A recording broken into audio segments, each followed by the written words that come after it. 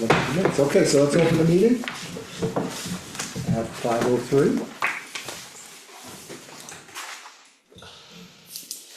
Where do you wanna go first, Ken? This will sign, Alright. start signing, get some of that done. Yep. 5:30, the Right, budget committee. budget committee, yeah. Yep. Alright, first item is a accounts payable manifest in the amount of $43,972.68. So moved. I'll second, all those in favor? Aye. Wait, I can't sign in green, can I, or can I? That'd be fun. Can I sign in green? Yep. That's a lot more fun. Green, the color of money. There we go. Thank you. Thank you. Alright, next is a payroll manifest in the amount of $54,473.87. So moved. Second, all those in favor? Aye.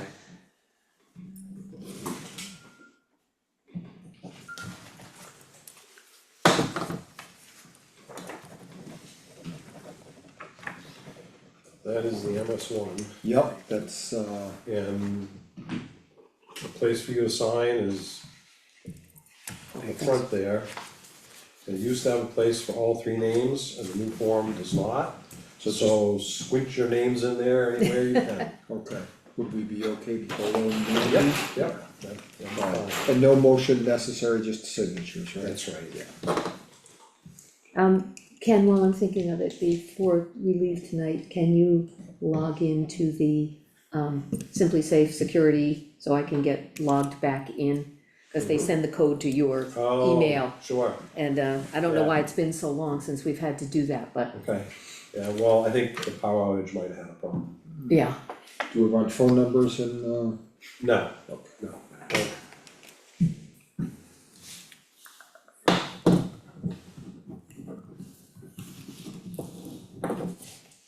And this just looks like information maybe from Mandy on this copy of it?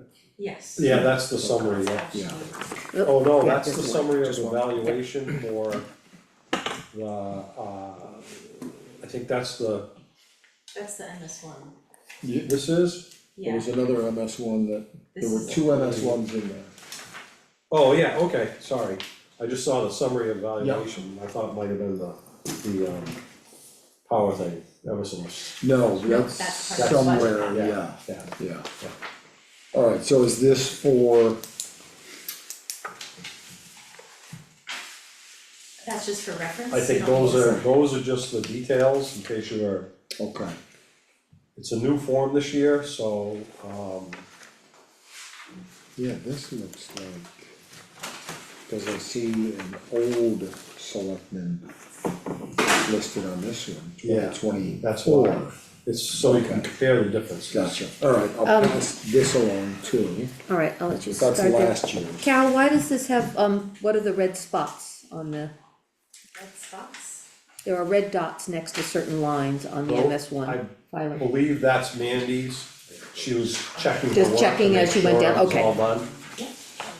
You know, if red had a Because it's particular, uploaded, Yeah. what we do is, Okay. she uploads it to the Department of Revenue, yeah, and then, once it's all signed, then she can scan it, but she has to upload it first, so I think she went down and made sure everything was all right. it's kinda what it looked like, but red dots usually don't mean good things, so I just double check it. Alright, This is nothing for us to sign, That this was, is just for, so you could reference last year's, I believe. yeah, Oh, okay. that's 20, somewhere on there, it says 2024. Oh, got it. Yeah. okay.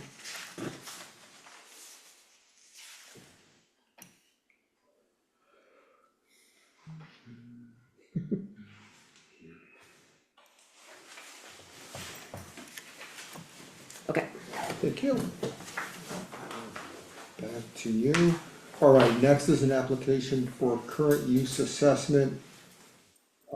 Leroy Glines is the applicant, it's for, 5.7 acres, tax map 237, lot 18 on Northwest Road.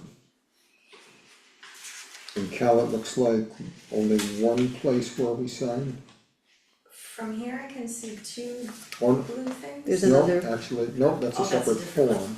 You're right, there's just one on top of another one, Okay, so, yep, So you have to sign, and then you have to sign on top of your signature. that's it.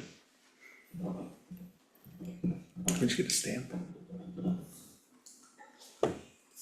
The signing is so hard, Have you seen my signature? it's so hard.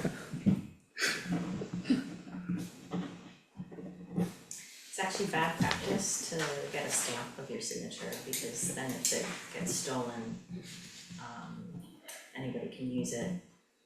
And it's good for your signature to have a little bit of difference in That's a each one, print that way and you a can sign. tell. Okay. Do it. Okay, Thanks. Info you didn't want to know. Nope.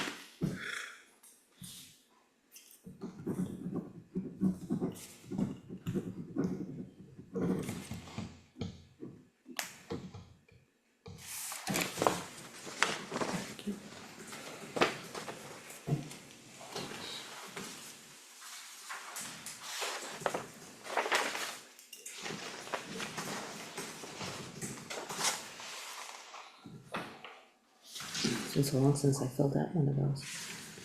Yeah.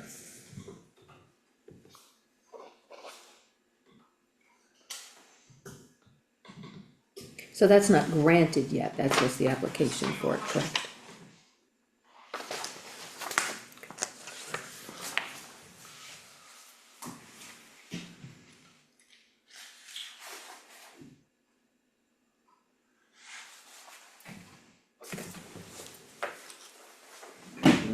That, alright, next item is a notice of intent to cut wood or timber. Orchard Road.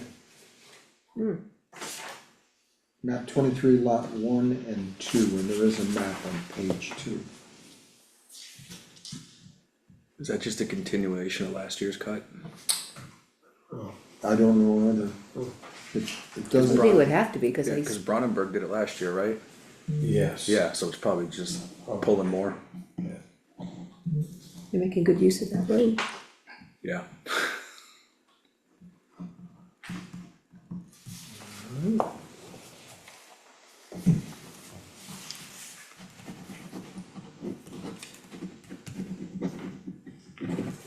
Oops.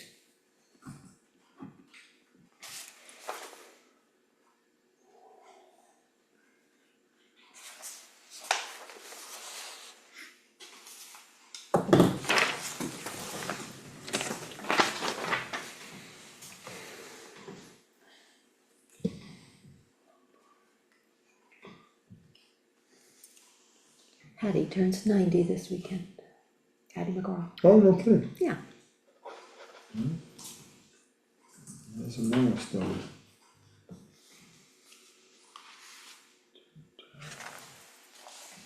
I don't think she's white Jewish. If she was, I'd say happy birthday, Hattie. Exactly. Alright, next is another notice of intent to cut wood or timber, Hackleboro Road, map 229, lot 2, and I believe there was a map, yeah, that I saw in there as well.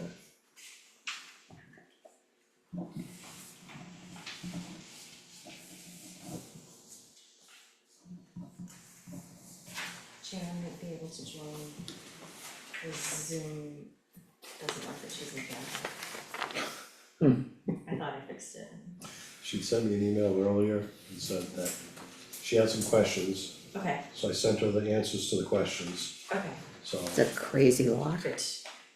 she wasn't sure if it was gonna work or not. Unusual, So it's right on the creek, right? Oh, scrawny, yes. Yeah, they started cutting that today, actually. Oh, there you go, No, close to the 20th. That's what it says in the form.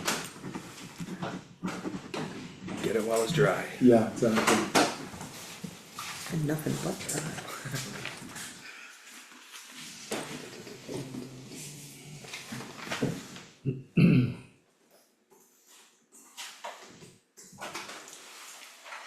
What's her name? Megan Donald. Alright, this up there, thanks Ken. Alright, final item for signature, interfund transfer from bridge maintenance and construction capital reserve into the operating fund, transfer to cover culvert expenses. Do you have an amount on Yeah, it? we got some money from the state Yeah. last year that, said we could only use it for bridges or culverts, and John bought some culverts, so we moved the money out of that capital reserve account into that, operating account to pay for those culverts. Gotcha. So the amount is $3,225.60.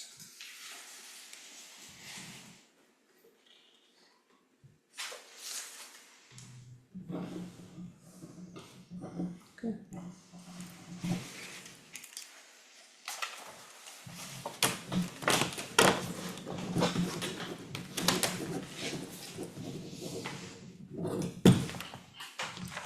You wanna go on to minutes? It's a gel pen. Okay, we're gonna get- I have Sparkles. one more thing for you guys to sign. There's that.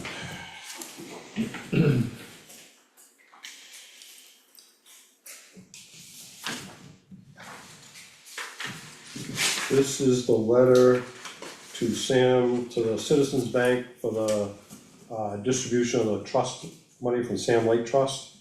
And it's the amount of $11,233.87. So you need to sign that, we'll send it off to Citizens, and then they will send us a check. Yep, and that's going for the. That goes into the cap reserve account, and which will be used for the construction of the garage. Yeah.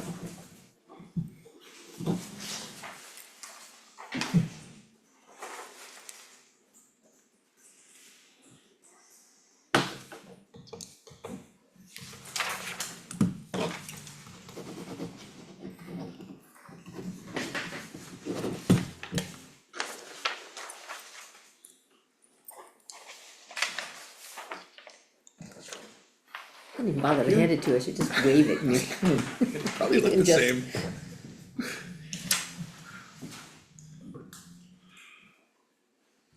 Alright, 5:15, we still got what, 15 minutes to the Yep. budget committee, so. Yep.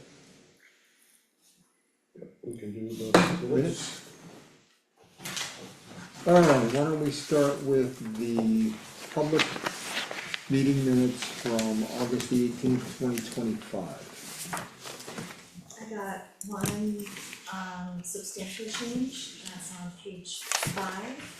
Should be highlighted in yellow. Yeah. It says Beth explained that she spoke with another family who knew about this topic and learned, et cetera. But it should say Beth explained that she spoke with Denise Julio. a demonstrator at the Canterbury Fair and one of the founders of the Indigenous New Hampshire Collaborative Collective. New sentence she learned, so. Figured it should be important to identify who she was, since she was one of the people who, she and her husband, are the writers of these, you know, the proponents for these land acknowledgements, so. Yeah. Anybody else got anything? That was it for me. Okay. I'll make a motion then that we approve the minutes as amended. Seconded. All those in favor, aye? Aye. Excellent minutes as always. Alright, turning our attention to the non-public minutes, Yes, I have there should be half a records. page to read. Yep, Cal, I did just see, on line 22 that there's one typo. Explained that he is hesitant, Got it. that's all I've seen so far. yeah.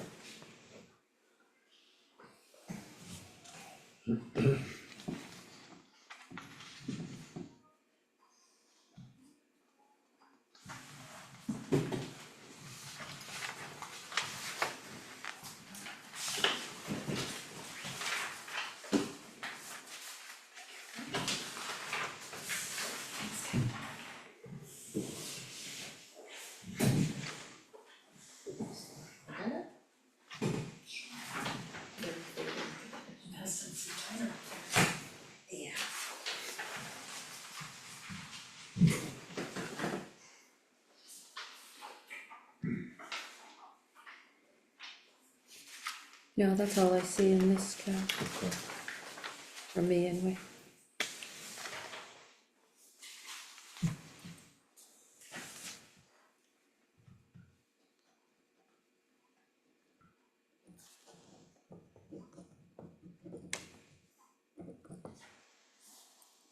Yeah. Good, okay. So I'll make a motion that we're not gonna count the typos, That's okay. yeah, that we approve the non-public minutes. Seconded, All those in favor, Aye. Aye. And we'll pass them in, you just have a shredder right here with them, right? That'd be kinda loud. yeah. Yep.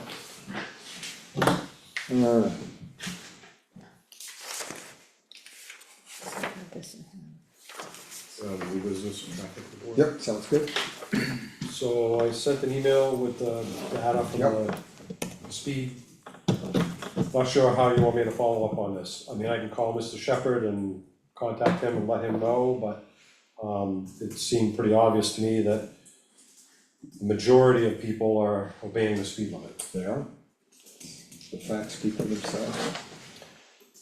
I mean, we can see about putting signs on town roads, but nothing on Baptist or Center or Kimball Pond. Yeah. So it'd be Hackamore Road and Old Tilton Road would be the only places that we could do anything. Right. And would that, I was gonna say that, do they need to be like town signs, or if like a resident put up a watch your speed, you know, how people have private signs on the I edge of think their, it would, if we did anything, it would be the highway department would put up a sign that said, you know, slow pedestrians or something like that, caution, whatever, yeah, something along those lines. Yeah. But again, it would only be on Hackamore and Right, Tilton, which, if you read the data, those weren't any of the roads that were issues, it was Baptist and right, Center Road, really, Kimball Pond wasn't, Yeah. didn't seem to be a problem. yeah. I'm not sure I see a need for more signage. yeah, it was, I kinda find the map a little hard to read, because the yellow, if this is, that's Yeah, the, I think the. makes it look like people are traveling at 70 miles an Yeah, hour, no, which I is think not that correct. if you went to the graph, it was, Hmm. the data, the actual data sheet, it was Oh, all okay. easier to read. Alright, yeah, cause I was like, I'm not sure this is correct, but, Yeah. people are not going 70 miles an hour on Center Road, Yeah. but, yeah. Yeah, I'm not sure the signage would, Yeah. additional signage? I mean, I'm thinking, I drive Hackleboro every day, there's what, 2 speed limit signs on it? There's one at the beginning, one in the middle. I don't think you need any more signs, like, Yeah. The thing I would like to know is if, they have caught on the speed, on the radar at all, who's ever going through up Hackleboro Road at like, it's just at dark, it's like 8:30 at night, somebody every night comes whizzing up the road with the mufflers going and, obviously traveling at speed, that I worry about. I'll get my lawn chair and look for them. Yeah, There you go. but I don't see, I don't know if any more signs will help that problem. Well, I'll contact Mr. Shepherd and Sounds good. let him know what we did. Yeah.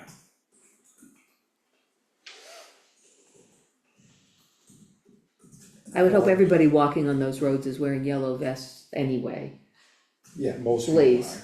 yeah. yeah. Cause it is hard to see people even if you're going slow, Yeah. Yeah, it's just those curves, the first 3 curves is Yeah. the tricky part. yeah, it is. The next one was the Aries engineering report, but we'll wait till the budget committee's here for that. Yep, Okay, And then I have sign placement, yeah, put it together with an arrow. time to do that, I don't know what that is. It's in your folder, somebody sent you a sign placement request, the red folder, not, oh, yeah, it's in the new business form. Yep. that's what the one I was asking about this morning, and there it is. Oh.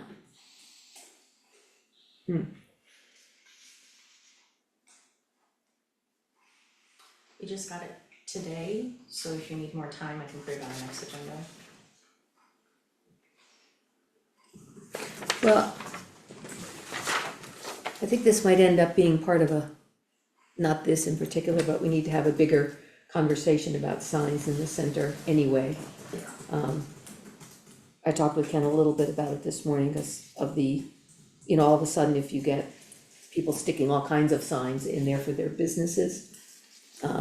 If that's this doesn't say, or does it say how long it'll be up, like September for October, the whole, 60 days and. the whole of it? I don't know. What do you guys think? I can send you guys the sign policy that's in existence now. Yeah, Yeah, It was done in 2009, and it talks about, hand lettered, things Yeah. like that, and, you know, the specifics in there that I think probably would be helpful for you guys on this. okay, that sounds good. I think I have less of a problem with a sign like this, you know, because the Hackleboro sign, you know, did get approved and it's there, and as you say, it's hand painted and it's a local business. And I think I have less of a problem with a sign like this than the other ones, the pre-printed stick in the ground signs that show up and then stay for months. So we may have to revisit that. What do we need to? Do you wanna, I looked at the ordinance this morning. so- Yeah, I think, why don't we table this till the next meeting? Okay. Ken will send us the sign policy, we can all look at that and then discuss it at our next meeting. Does Tracy want this to go up now so she can still get business for it's only till October? So she'll miss another 2 weeks of advertising her business. I told her like a week and a half ago how to submit. And we didn't get it till a roundabout way this morning, so Oh, okay. Alright, so if you wanna look at you're okay with that? Yeah. Okay.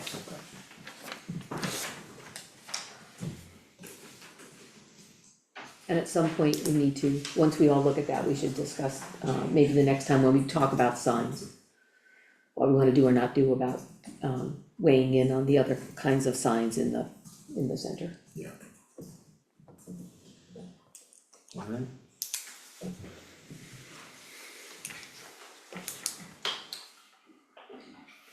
I have 5 minutes. There's Is a footbridge to Bosquen gonna take us? that'll take a couple minutes, I think I Alright. sent you guys an email You did, from Luke. yep, I mean, at this point, I think it's, I can reply to him saying, you can let him follow up with, grants and things like that, or what, I don't know what you wanna do. I'm not sure what you wanna do with this. Whatever it is, it would be a ton of money, yeah. and I don't know, Ken, I when wouldn't did even you know- send that, please? I didn't, what's that? when did you send it, please? Oh, I don't know. Oh, I'll go back and look. Last I week. think Friday, Thursday or Friday. No, I didn't, I saw it, but then I didn't, oh, there we go. I mean, he met with the Bosquen Economic Development Committee, they don't think it's a bad idea, but they don't have any money. We don't have any money. They said, you know, maybe 2 towns applying for grant might be a better chance, but I'm not sure that, I mean, at this point, we, the staff at the town office are heading into budget season, Right, and I don't know that we have the wherewithal to yeah, try and find grants for a footbridge across the Merrimack. right. And the other question becomes, as Luke sort of alluded to, who does the maintenance? Right, You right. know, that's forever, so. Well, and did, I mean, he talked with Bosquen, but are they keen on actually, because still it's halfway, they would have to be half of the footbridge, wouldn't they? So they would have to maintain and everything, and they're just getting started on their own giant building project. Mm. And I would assume that somehow it would still have to, link in with that, and if Okay, they've already started. Yeah. So that would be money, timing, maintenance, and and Lots of Boscoen's questions. ability to have it hook in with their project. Right. You'd almost have to have a joint committee Yeah. between the 2 towns, and I don't know if Luke wants to spearhead that or not. Well, and it should have been part of this whole project, if it was going to happen, one would think. Yeah. With But- that, yeah. Okay. I will reply to him that at this point, it's not a project that the town, that we're willing to take on. So, Yeah, I mean, I would think if he finds grant money and then he has a conversation with Boscawen and they say, yeah, great idea, let's do it. And then Boscawen talks with Canterbury. Yeah. Yeah. I think that would,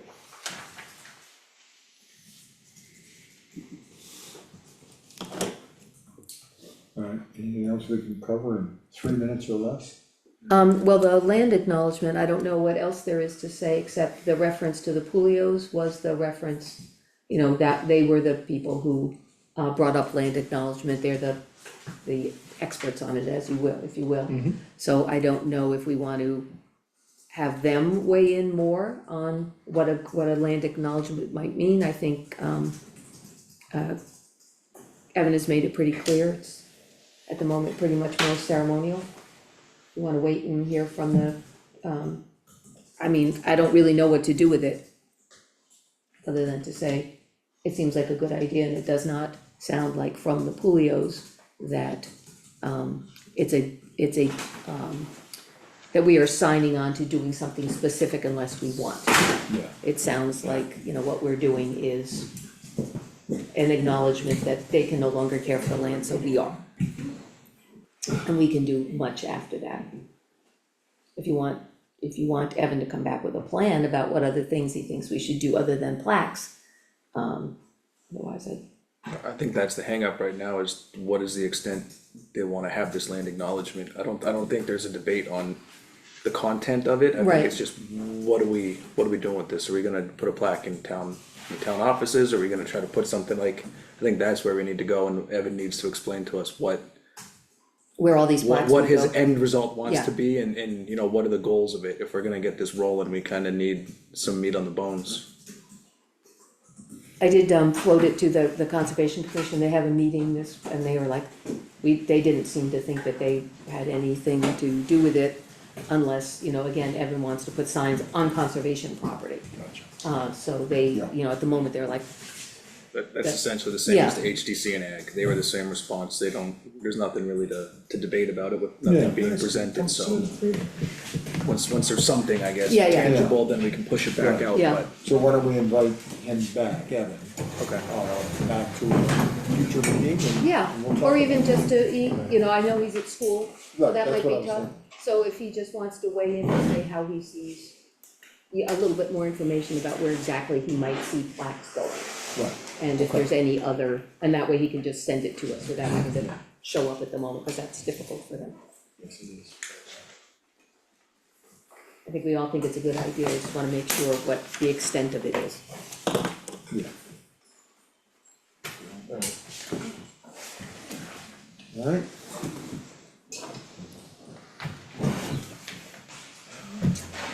Did everybody go to the Pulio's van at the fair? It was great. They were over by the, library. Did you go in? I didn't go to there. Oh, I well, went to the fair. oh, it's wonderful, they had all beautiful animal skins that you could Oh, I do remember that. feel, Yes, the whole I just didn't know inside, their names. the whole inside of the van Yeah. is a museum, Yep. beautiful. Yep, it was over, Yeah, yeah, I do remember that. Alright. Budget committee. Good evening. Good evening. Can I just tell you that I'm sitting here with the most intense amusement about the discussion of putting back up the bridge that it took us half a century to tear down. Just put. Just this- a And footbridge. the last joint committee with Boscawen on that bridge lasted longer than some people in this room are alive. Just a footbridge, not a major superstructure, Right. thankfully. I think I explained to Scott about you and I attending the meeting at, You did. Fish and Game headquarters, about the mussels that may have been under the bridge, that they were gonna relocate. Yeah. Yeah. Oddly, there wasn't a mussel within 300 yards of that bridge.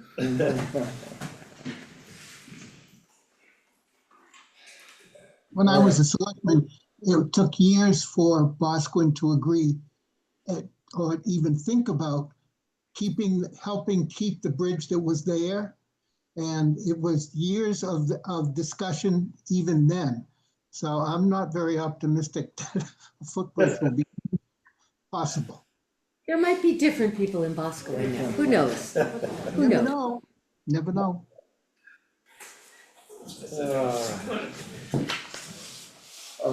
Alright, so I think, did everybody get the highlights that were sent out? Budget highlights. Yep. I'll just go down through like we normally do, and then, I assume we need a new copy machine from our.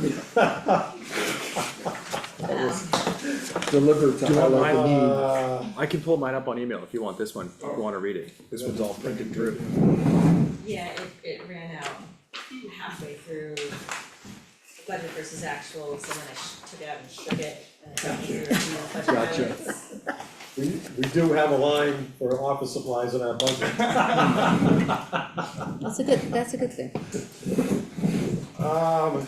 Okay, so this is really kind of the year in view so far to date. And if you had a chance to look at the profit and loss, the actuals, some of the things that came up, where there's some expenses that were there, that you might have seen that might have said, well, why did we spend this money or whatever, so. Under buildings, municipal building, expenses include the solar panel repairs, we had, one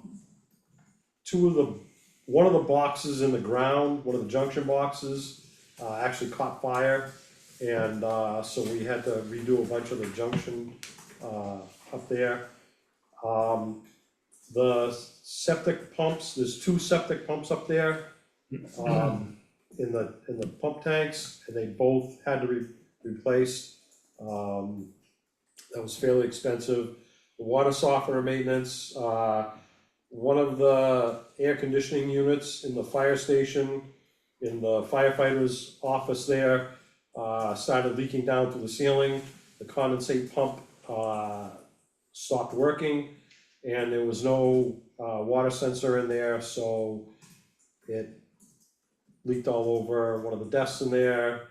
And so we ended up having a contractor come in and put a pan under the whole thing and put in a new, water sensor, so it would shut the unit off if it senses, if the condensate pump quits. And the septic pumps, were paid for from the building maintenance emergency capital reserve account. So you'll see in the expense line, we had to expend the money there, so it's over expended, but we did transfer some money to pay for that. Sam Lake House, again, solar panel repairs, the junction box that's near the building, the solar panels didn't work quite a bit of the winter. We finally figured out after the snow melted that there's a junction box just outside the back of the building, and it was full of water, and, so we had to get that fixed. Town hall, furnace blower motor went, but luckily, there's another furnace down there next to it, and they took the blower motor from that one and put it in the one that actually works, so it only cost us the technician's time to be there. Town center, we had Bartlett Tree come and look at the Cushman Elm this spring. They recommended that we spend quite a bit of money and put in some kind of underground watering system and mulch and everything, and the selectmen said that they didn't think that was a good expenditure of funds. So the fire department's been going down during this dry period of time and watering for us. Kevin Bragg's gonna be planting some replacement trees in the center. And then he is gonna put a small one near the big spruce in the center. He figures that one has about 10 years left on it, but we thought it would be a good time to put a small one in there and let it grow a little bit before the big one has to come down. Moving down to departments, as you see, the new fire engine estimated delivery date is June of '26. We'll be taking the bond out in January. We've been meeting with Bosquen, Salisbury, Merrimack County, and Pennacruff Rescue on costs and operations. That has been an ongoing meetings with all the entities for the last almost year, I guess. In fact, gonna meet in 2 weeks to meet again, to talk about, costs. The police department sells a vacant patrol officer. Yep. Sorry, what is the nature of the discussions that you're having with these towns? Is it mutual aid or is it ambulance services? Yeah, so this kind of came about because of the costs of running Pennacook Rescue, and that, there was a substantial percentage of the calls they were responding to Merrimack County, the nursing home, and the, Department of Corrections up there. And, so Boscawen, Canterbury, and Salisbury each contribute some money towards Pennacook Rescue based on population. So we got together, tried to figure out a way to, I guess, even out the costs a little bit. And that's when we decided, that was when we kind of figured out that Merrimack County was taking up a lot of the calls. So we contacted them, they met with us, we met with the commissioners, and they actually contributed, $150,000, no, No, it was more than that. Yeah, I think, they contributed in 2024, they had some ARPA money left over, so they contributed over $100,000 to Pennacook Rescue to the operations. They won't be in that position in 25, but they are budgeting, trying to budget for that to make a contribution to Pennacook Rescue, which helps out with Boscawen, but it doesn't really help out with Canterbury and Salisbury. But we're looking into grants and other ways of, because Pennacook Rescue is a nonprofit, but they are not a municipal entity, so they're limited on what grants they can apply for. So we're trying to put our heads together to try and figure out a way to get grant money or something to subsidize them. Thank you. Yep. Like I said, police department, we had a vacant patrol officer position since February. Really haven't had any prospects. The chief is working on a wage and step system that will hopefully attract someone. We're gonna do another wage study, this fall for 2026 to see what the towns around us are paying. And my guess is, that we'll find that we're falling behind a little bit. Highway department, again, we hired a couple of people, both needed commercial driver's licenses. You'll see in the expense sheet that, training, we went over budget, but we had to, part of the deal with hiring these people was to train them for CDLs. And they did sign a contract, with us for staying for 15 months of employment. We've been hiring seasonal help with plowing. We haven't had any luck for another full-time employee. John notified me the other day that one of the seasonal guys that we've been hiring for the last 4 years, 6 years, is not gonna plow for this year, for us this year, so we're gonna be looking for somebody else. We spent ARPA money on, trucking and material for dirt roads, $257,000. And we got a lot of positive feedback from a lot of the residents. Some were quite surprising, so thank you very much, John, and the rest of your crew. absolutely. You'll see there's some expenses to T3 and T7. We've had some, again, breakdowns, and we had some more last week, so unfortunately, we're eating up into our repair lines. Transfer station, I have full staff for now, but that changed yesterday, or I guess Friday. One of our part-timers has left, so we're gonna be looking for somebody. The Aries report is done, we'll get into that in a little bit. Recycling services budget is over because we reduced the budget from 20,000 to 5,000 because we didn't think, because we weren't gonna be getting charged for the hauling the paper and the cardboard. I think we were, a little little more positive on our numbers than we should have been, so we're a little over on that. And we've experienced a lot of construction and demolition debris. So again, the expenses are over, but if you look in the front part under revenues, you'll see that we have quite a bit higher revenues from the transfer station than we normally do. The phones are over because we moved from Consolidated to Comcast, and there was a fee for the move, but the annual cost will be less. We're getting $8,000, a little over $8,000 back from the Concord Regional Solid Waste, because we sold a parcel, they sold a parcel of property behind the trash energy plant. It was purchased for the single stream recycling facility that they were proposing several years ago, and never came to fruition. It's been under contract to sell for several years with a company, and they finally decided to go ahead and buy it, so they purchased it for $1.5 million. Canterbury's portion of that is $8,472.98. The cost of per tonnage going to winter waste is going up again, $5 this year, so it'll be $100 a ton. And the state has passed a law to add $3.50 per ton as a surcharge. Any in-state municipalities will receive that back quarterly. We have to invoice DES. I think this is the state's attempt to limit out-of-state trash coming into New Hampshire. So, but we're gonna have to pay it up front and then submit an invoice quarterly, and then they'll pay us back that whatever we get charged. Let's see. We hired the land use administrator in July.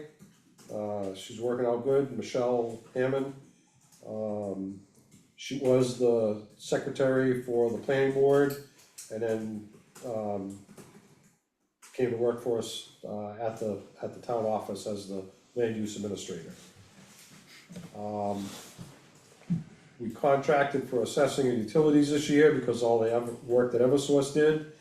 You can see from the numbers, the assessment from Eversource went from $6.5 million to over $35 million. The total utilities in Canterbury went from 378, almost 379 million to 411 million. So that's quite a jump. I think I sent you the report that Mandy put together on taxes. I got a note from Bob saying, don't count your eggs before they're hatched. Cause our guess is that Eversource will probably file for some kind of abatement, so we'll see.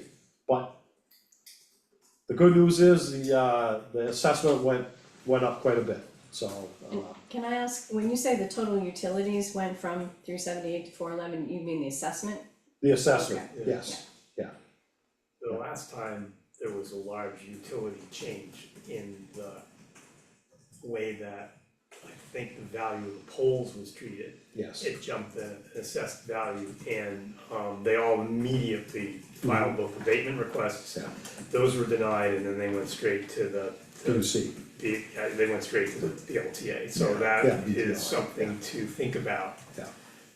Cause it's gonna hit the, you're gonna include it in the town's valuation for computing the tax rate. Right, Then you may have to give it back, yes, so when you're doing that, you have to be mindful of whether or not you need to put on some overlay and calculate the exact value of it, because if you have to give it back, you'll be giving it back in the next year. So you either have to take it out of unreserved fund balance, or you have to put an overlay onto the this year's tax bill to raise some of it by taxation.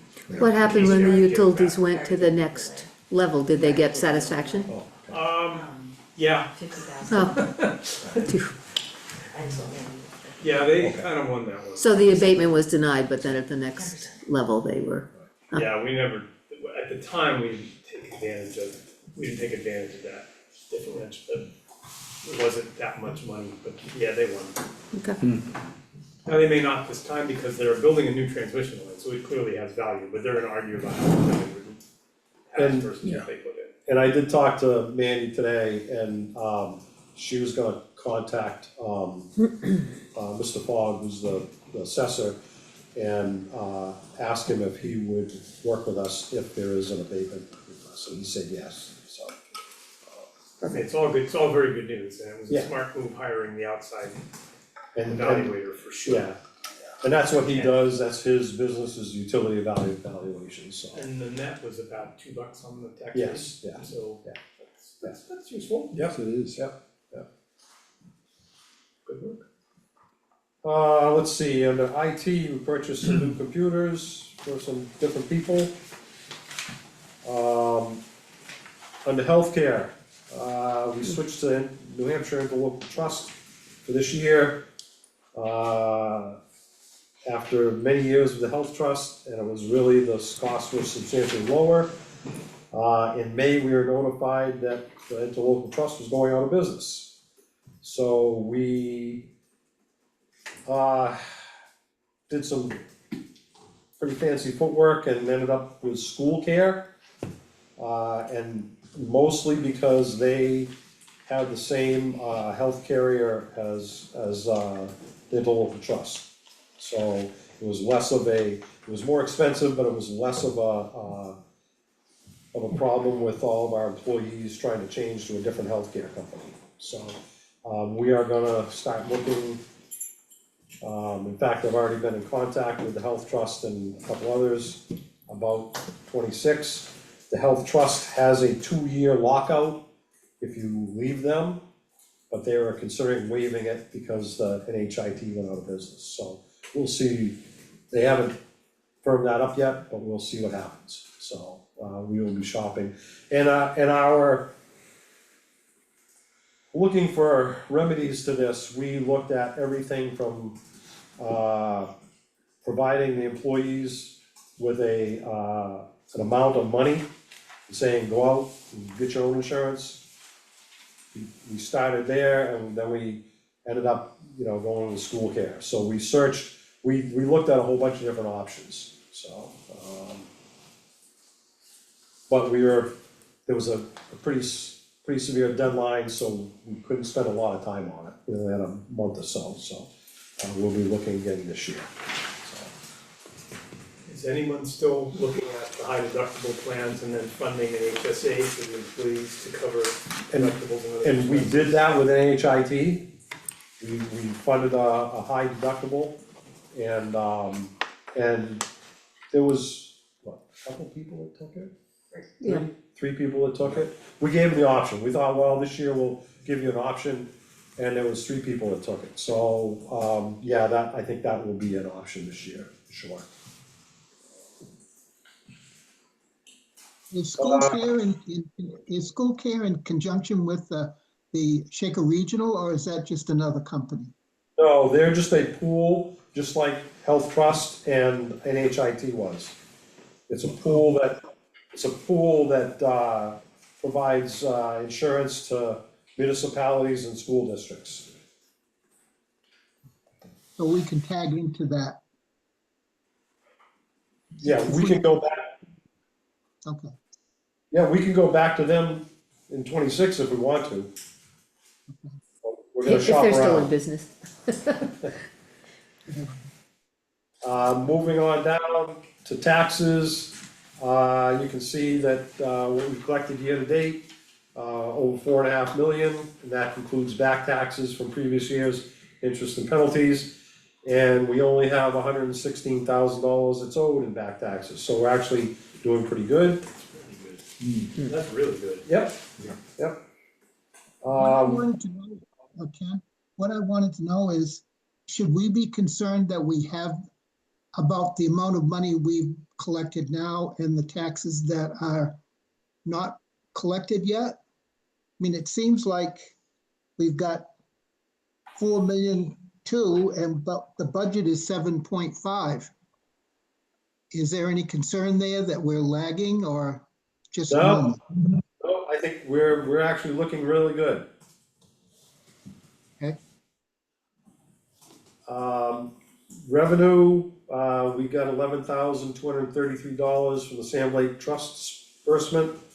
And that's gonna be deposited in the capital reserve account, that'll give us a balance of $85,730. We do have other revenues, there's a separate sheet here, revenue offsets that Mary put together today. Grants received, revenue offsets, sale of town property, ARPA usage, and highway grant usage. Bob, I don't know, did Bob get one of these? And no one got one of Oh, no those one got- because oh, the sorry. printer ran out. Oh. So we Well, don't have. I'll hand either? this around, why don't you hand that over? That's, you guys can look at that, that details some of the grants and the revenues that we received. I'll email it. Thank you. You wanna email it right now? I can pull it up. Is it there? Is that the total highway block grant money for the year? That Yeah, seems- so far. That seems low. No, that's a portion of it. Yeah, we will be getting more in November or December. Okay, along with rooms and meals. Yes, yes. Although I think the legislature changed the rooms and meals law this year. They changed it from percentages to a total amount to be distributed on a percentage-wide basis based on population. So it's not gonna be based on what they took in, it's gonna be, here's a number, here's a piece of the pie, and that's all you're getting. It was very controversial. As you Probably could- better than no pie, but still. I think you can count on it not being in the town's favor. Yes, yeah. Yeah, so, one thing, on the next paragraph, the enterprise fund, we've collected 65,000 in comparison, the solid waste expenditures are 98,000. So we're just subsidizing 33% of the cost with tax dollars, which is, lower than what we normally do. It's usually, we're in the 40 to 45% of subsidizing from the tax dollars. So, as I said before, there was an increase in the recycling costs, but we're gaining it back in the fees that we're collecting up there. Yeah, although it's probably time to evaluate a bag price increase, those bags haven't changed in forever and costs certainly have. And there's going to be a change in the bags, the plastic sleeve that they come in now is going to be paper now. The company that we get them from has said, no, we're gonna give you paper sleeves now. So we'll see how those work out. Well, we can recycle them, so that's good.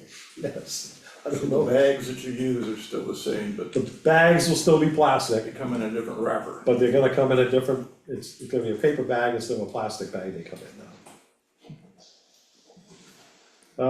Let's see, warrant articles, the voting machine was purchased, the work's underway at the Sam Lake Garage, they're putting the shapes on today.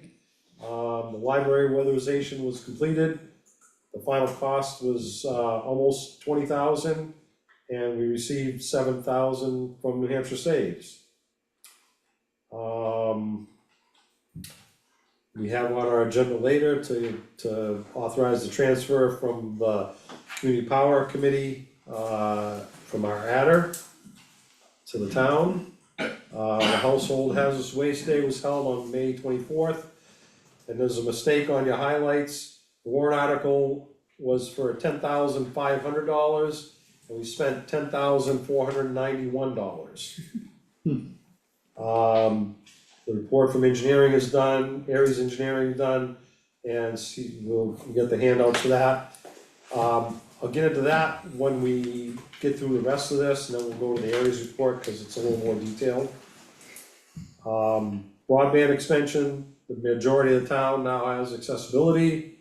There's still a few addresses out there. All the rest of the budget lines are where we expect them to be, except for the legal budget.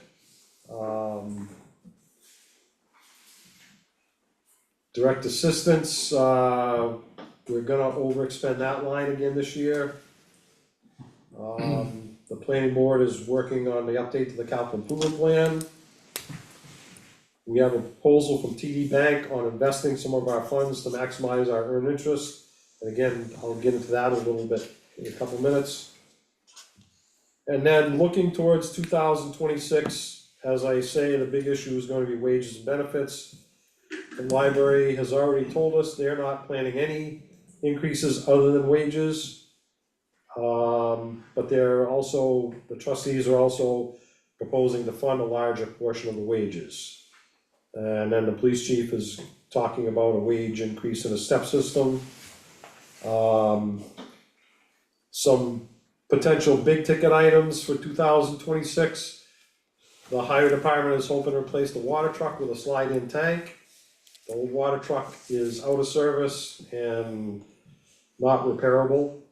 The highway department pickup truck has a whole bunch of problems, and we decided not to put any money into it, because it looks like it's not gonna be worth putting any money into. Again, we'll do a wage and benefit study and have more information on that, at our next meeting. So, I'll start with the TD Bank, information. I think I sent that out to everybody. And basically, it is, we talked about investing some of the money from our general fund. Asked them for a proposal, and they gave us this, what they're calling as a laddered CD account. They gave us some options. I talked with Al. The treasurer is the one that has to sign off on all this, because he's the one that's responsible for the money. So we looked into this a few years ago, and never really went anywhere with it. But we checked into it again, and they gave us some proposals. I had some questions for them after the proposals. And, I guess I'll read you the questions that I asked and the answers. And I said, if we invest a suggested 1.5 million, would we be penalized on our current account? Cause our current account, we have to keep a certain amount of money in there, and if we don't, we get penalized, the fees go up. And they said that based off the last 12 months, we would not get penalized if we withdrew the 1.5 million. I said, could you provide estimated revenue on the scenarios versus revenue if we kept the funds in our current account? The trend sheet shows we average 2.8% and the current rates with CDs are in the 3.8 range. Is 1% difference worth the change? The answer is yes, 1% is the rule of thumb. 1.5 million in the current account, the town yields $3,376. In interest in a month, a CD would yield $4,930, so we pick up more. Are there transaction fees? No, there's no fees, the town balances are high enough that there's no fees. And then I had a couple of questions on some of the trend lines, but they are more technical questions, but not a problem. So as you can see, we can make, as it stands right now, we could make, you know, A whole police car. yeah, pretty much, One way to look at it. pretty much, yep. In fact, Well, pretty much what, I'm sorry, I missed it. We uh, could make, Bob said a whole police car. oh, okay, Well, if it's $4,930 a month on trend, right, that's plenty of money. That's, it makes no sense. If you're looking for budget committee input, I would say proceed, because And that's Al came tonight and said, you know, let's see how you guys feel about it, you know, and go from there. I think it's, you know, one of those things where it's a change of how we do things, but it does make us more money. The only thing you need to do with the bank representative is a cash model. And you need to tie the cash on hand, the encumbered cash on hand to the county payment and the school district payments. Right. And they were well aware of that, the timing of Yeah, the- and that's what that, we sent them, that she, they have all the information on we sent them a school schedule and a county schedule, so they have that. So they know what we have to pay out at certain times of the year. So I think it's, A business decision. yeah, it is really a business decision, yeah. It seems like a good business decision, especially if you'll manage it. Any questions, Al, or anything to say? I guess my first question is there a risk factor in this? No, these are fully collateralized, investments, so the worst that could happen is we could earn nothing on our money. We will get our money back, whatever the investment is, yeah. Are there penalties if we need to get our money back? yeah, So they gave us different options of 1 month. You could do 1.5 million for a month, for 30 days. You could do 750 for 1 month and 750 for 2 months. So there's always the opportunity to say, well, and you know, I talked to the person at the bank, and I talked to Mary, our accounting clerk, about it. And I said, okay, so worst case scenario, something happens in town where we need $750,000. I'm not sure, we still have plenty of money in our unreserved fund balance to pay for something.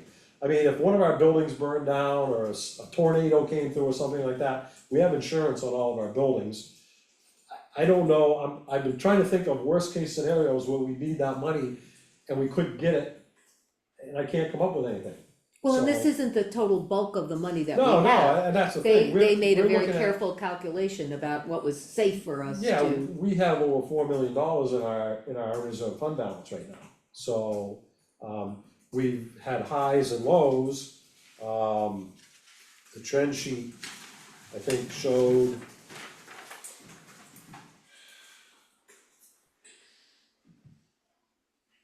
Let's see, in August of '24, we had 4.6 million, and we went down to a low of 2.5 million in December. So, and then it creeps back up, obviously, when the taxes start coming in. So there is a valley and a peak, but at the same time, the lowest we've ever gone is 2.5 million, so in the last year.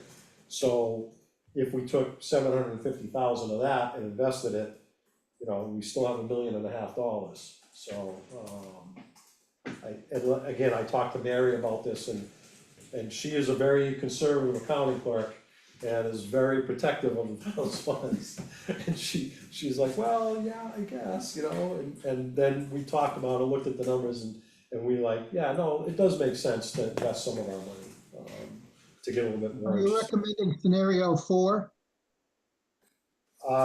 So Yes. we went and looked at all the scenarios, and we weren't sure what to do. I mean, I think whatever we're gonna do, I think we're gonna have to wait until 2026, because we have we potentially invest some now, 750, but we have a $700 and something thousand payment coming up to the county in November. So we were looking at the flow chart of what our balances were, and Mary said, well, maybe we should just start off with 750 now, see what the interest rates do, and then when 2026, when the tax dollars start coming in from the December tax bills, maybe we can look at investing some more, so. But again, that's something Al and myself, and I think the selectmen probably wanna look at and really come up with a plan on what to do. Well, it was also nice the way they did, and I think TD Bank themselves was weighing in that, scenario 4 was the most prudent. Yes. And you know, the first CD is just for 2 months, so. Right. Even if we had a catastrophic failure of something and we've got enough in our regular unreserved fund, it wouldn't be that long before something would come due, we wouldn't have any penalties to get at that money. And that was another 500,000, according to their, you know, just the scenario. Even if you had a catastrophic event, and that required the town to buy a new highway garage or something temporary quickly, you can't just go do that, right? You still- Right. you still Yeah. have to It's gonna take, it's gonna. It's gonna take 2 months. You have to petition the Superior Court, you Yes. potentially have to call a special town meeting, so Right. you're not, it's not happening Right. in And an that's- instant anyway, the key is So I just was to make trying sure to, you're I was running through all these scenarios, I'm like, okay, what could happen? And I was like, there's Yeah. nothing could And there's happen still within cash on hand. 30 or 60 days that we couldn't get our money back. The only thing that can happen is if you get out of sync Yeah, and you're looking at a $600,000 or $800,000 payment to the county right, and you're tight on cash. Yeah. So you have to mindfully make sure that, you know, it's in sync. Because you can, you know, the one, you can't skip the county. Yeah, and I think with these short-term CDs, it gives us the opportunity to look at it and follow the market. And if there's a downturn in the economy that is, we're anticipating not collecting taxes on, then we say, okay, let's call the CD and get our money back in there. And if the interest rate scenarios change, cause it has changed, a number of years ago, we looked at trying to do this, Right. and now we're doing it, and it wasn't worth the aggravation, and they were only paying half a point. Right. It wasn't worth Yeah. doing, but now it seems clearly to me to be worth doing. Ken, I think what would please me is to have a vote, so that it would be really wonderful if a vote comes out that's unanimous. So that people can see that we're all behind doing this, as opposed to just a few. If people have an objection, I would love to hear what it is. I mean, if there's something that people don't like, I can't see any, you know, the only thing is if interest rates go down, they're gonna go down for both. Whatever we have sitting in our unreserved fund and whatever the CDs are offering, but we're still going to be. I mean, how much are we really relying on what we're making in interest, like the 3,376 a month? If we're relying on that, then we're still going to need the, No, we're not relying on that. okay, You guys can do a vote amongst the select board, you can make a formal motion and a vote, you can poll the budget committee, because we don't have the authority to Right. move things and vote, but I'd be happy to be polled. Before you poll, can I just, clerical thing, I don't think this affects any of the information they presented, but some of their maturity dates don't correspond to the term length that they've identified in the charts. Like in scenario 2, they say, the first one is and the second one is nope, not that one, sorry, I know I saw it. In the that's 1, 9, 10, In 11. the third scenario, 10, 11, they give a 12. maturity date of October, but they say it's a 2-month and then. Oh, right. And in the Yeah. third CD, in the third scenario, they say it's a 6-month, but they give a November date, so the dates don't always correspond with the number of months. Yeah, okay, alright, Just in Thank you. case that changes any interest rates, like, did they put the right interest rate in? Did they put the interest rate in that corresponded with the number of months or the actual maturity date? alright. Yeah, and the rates are APR, so the rates are the rates are variable, right, or, in other words, they change at each No, the funding the date? CD rates were our fixed rates Okay. for the term of the. For the term, so they'll Yeah. fluctuate Yeah. when you roll Right, it. either roll it over or, right, Yeah, I think they flipped 3 and 4, when you look at the third and 3 and 4, the third CD, they flipped the terms. Well, if it's a 6 month, then when you roll it in the 6 month. Oh, okay, it's like So normal CDs. so can we have the select board vote? I'd suggest you all the budget committee members now. Is anybody opposed to it? Is everybody in favor?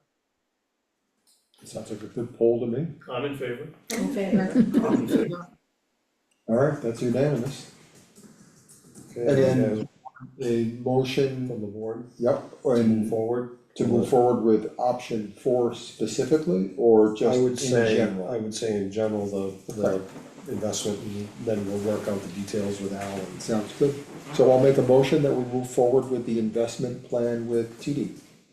I will second that. All those in favor? Aye. Aye, Aye. it's unanimous. There we go. Thank you, Al. Alright. So now the Aries report, I have 6 copies here, I'll hand Yeah. 2 out to you guys, and if you wanna hand those over there. These have, I've also got it You got it. downloaded. Screen. sure, Yeah, I've got it on screen, I think. Let me see if I can find it. How did I put it? Is this the same as what was emailed? yes. Al, I don't have one. Could you email me one at some point? Not now, Uh, but at some point. Ken emailed you one earlier today, this afternoon. I got one today? Yeah. Yes. Oh, okay, let me check. Sorry. That's alright.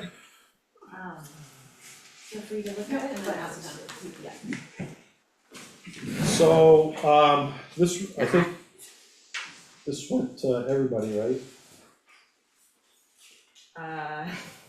It went to the Board of Selectmen. But then we have the hard copy here for you guys. I don't think I saw it on an email. Yeah, I don't think I got emailed to the budget committee. Yeah, you just sent it to the 2 who are gonna be Right, on yes, on Zoom. Zoom. So, there was a warrant article this year at town meeting to have a study with, of the transfer station to see the, feasibility of either making improvements up there or going somewhere else or, so we hired Aries Engineering. The first, 6 pages are the summary. And I'll kinda hit the highlights for you. To start off with, one of the concerns was actually being able to do anything at all up there. And if you go to page 2, under compliance with state landfill regulations, on the second paragraph, there was a follow-up discussion with solid waste and, state of the facility construction, including new construction or upgrades or renovations at the existing transfer station, would be allowed without restrictions in locations outside areas of known or observed buried waste. So if we did any construction up there, we could do construction up there as long as it did not, land on any of where the buried waste is. And if you go down to the bottom of the third paragraph, one of the questions has been, about some kind of, well or something like that up there, so we have water for the employees. And they said, yes, we would be able to allow to install a new water supply well on the landfill property within the GMZ. So we could put a new well in and a septic up there, according to Aries. It just could not be anywhere within where the waste is buried. Going to page 3, these are the options. So there's current operations, stay the same. One is to replace the Packer truck. One is to install a new standalone, The 3. single-phase compactor, which it would be, not part of the new building, but maybe down by where the sand pile is now or something, which would increase the efficiency for the customers, so they could drop off their trash at the compactor and then drive up to the existing building to do recycling. Another option would be the new rear feed single-phase compactor attached to the transfer building, which again is, then you lose that efficiency of, you still have everybody coming through the building to drop off their waste and their recycling. Both of these, you'll see that they're single-phase compactors. So one of the questions has been, do we need three-phase power up there? And the latest estimate from from Unitil was $217,000 to move it from the center to the transfer station. Aries talked to the manufacturers of the compactors and explained, and they went up there, they looked at what we have for electrical entrance, talked to our electrician, and we can use a single-phase compactor up there, so we would not have to put three-phase in. So that would not be a concern at this point. The next option would be subcontract solid waste disposal and recycling at the transfer station. You can see that both Casella and Wind Waste do not want to do that. It's the same answer we've gotten every time we've asked. At least they're consistent. And then there's purchased property and construct a new transfer station. And then the option is subcontract solid waste disposal and recycling at the new transfer station property. And again, they don't wanna do that. And then there's curbside pickup of solid waste and recycling. And then there's curbside pickup of solid waste. The town runs the recycling at the transfer station. The curbside pickup was they based their tonnage. There's approximately 1,000 households in Canterbury. They base their estimates at 1 ton of solid waste per year. That is apparently the estimate that they use when they're looking at these bids. We don't have that, but we through our transfer station, and we have several customers that or several residents that use subcontractors, either Casella or Shaver or somebody else to get their waste. So that 1 ton per household, 1,000 households, that isn't reflected in the numbers in our current transfer station, so. Did you ever hear back from them about like how many accounts they have in town? I didn't go that far because, if you look at the math, you can figure that out on your own. Okay, It shows how many tons approximately that we use, and so you say, okay, well, there's, I think there's. and the rest of it is, The rest of it is a private contractor. Okay. Yeah. Yeah, if you use 1,000 tons per household per year, or a ton per year, then you can come up with that Okay. number, so, the approximate, so. You can see, that if you go down to the assumptions, this is how he came up with a lot of his numbers.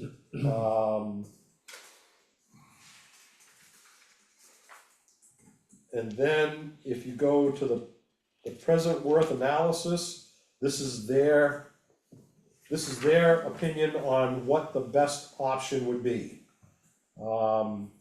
If you go down to under present worth analysis on page 5, to the second paragraph, based on the present worth cost estimates presented in table 1, cost option 2, install new standalone single-phase compactor is the lowest cost option, with a total present worth cost estimate of $2,240,000. Install the new rear single-phase compactor would be the next one. They did, at the bottom, the last sentence on that page, the preliminary costs provided as part of the study included a 30% contingency factor. So if you go to page 6, one of the questions that came up during a site visit was storage of recyclables, and the thought was the potential for relocating the salt shed and use that existing building down there for storage, and then move the salt shed up to the municipal complex. And the engineer didn't feel that was feasible, you look at further down on page 6, limitations observed during the site walk included the presence of existing solar power array, the close proximity of the northern boundary to the existing parking and storage area, and then restrictions for placing a salt shed along the frontage of the property. So, I think, that was why he didn't feel it was a good idea to move the salt shed up there. He also said, we're currently using some old tractor trailers, units for storage, and some of them the floors are unsafe. So the thought was that we could, buy some newer containers that are in better shape that we can use that for storage.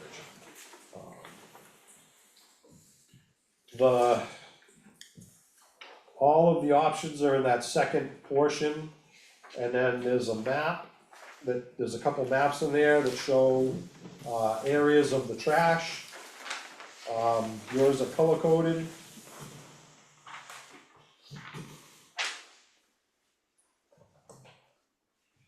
And it shows maps based on their information that they have received. One is the Gordon Jackson, survey, and then one was a 2006 test pit exploration. So you can see the dotted lines that correspond with those, and then the other one is, potential where we could locate, expansion. We could move the salt shed, we could put up a recycled storage shed, leach field, well, office, those types of things. And again, that's based on where the current, delineation of the buried trash is.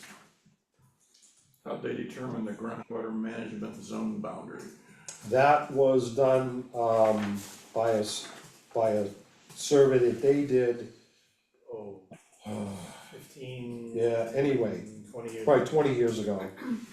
Cause that was part of the landfill closure. Right. Yeah, one of the big concerns is it's not a sealed landfill. So, DES, they don't have any plans to force the town to, cap that landfill. There's no money, they had an account that they were, providing grants to municipalities with. There isn't any money in that grant fund, that grant account, there hasn't been for many years, and they don't anticipate any money from the state or feds going into that account anytime soon. So they don't feel that they're gonna force the town to cap the landfill anytime in the near future. Is there any leakage? No, our test wells and groundwater monitoring have said that there is PFAS and PFOS. And so we have to monitor more often, but at this point, there's no, remediation for that. So unless, and if you read into the whole report, it talks about that, and unless those numbers go up in those test wells, then we wouldn't be forced to do any, either more testing or any kind of remediation.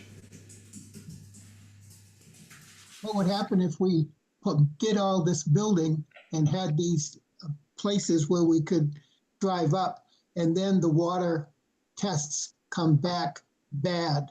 Then we're really in a mess, aren't we? So the only thing that they're finding in the test wells, that is of concern at this point is the PFAS and the PFOS. Right.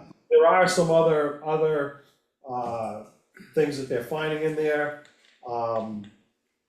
iron and manganese, but anywhere in this town, you're gonna find iron and manganese in the water.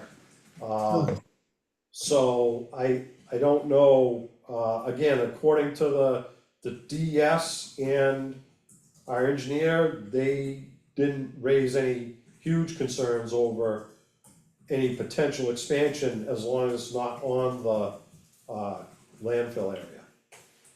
And that would have to be any area where we would consider building anything, even if we don't think there's any landfill there, they would test first, correct? They would do test pits before we did any building, yes. Yeah. Because we have kind of Yeah, oh yeah, the other thing. stories about trash being in places, but who knows what that actually is. The other thing that any civil engineering for a construction project would include managing your additional stormwater runoff. So if we increase the impervious surface coverage, we would have to capture that, whether gutter the buildings, curb and gutter the site and direct it to a stormwater pond slash, I don't know, retention, so something to catch that water.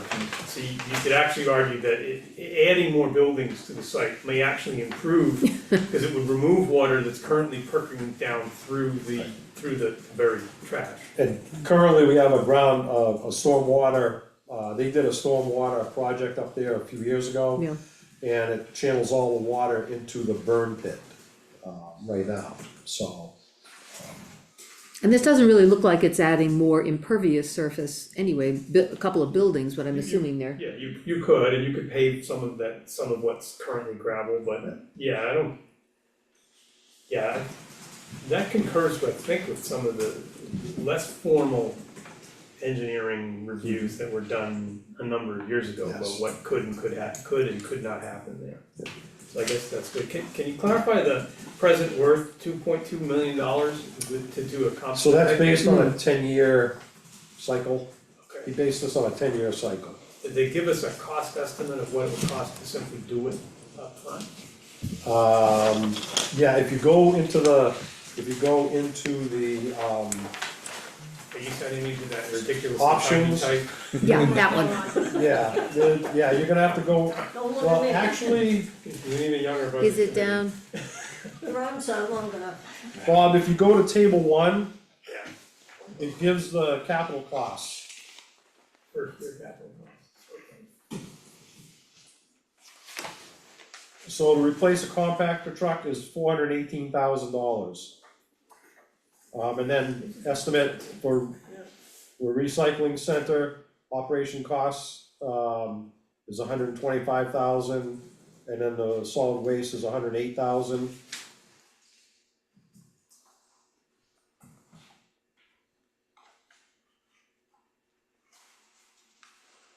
So $288,000 to do the compactor. Right, 288,500 And to do and that. that includes a healthy contingency. Right, yeah, that's a 30% contingency, And that also includes an on-site septic and well, which right.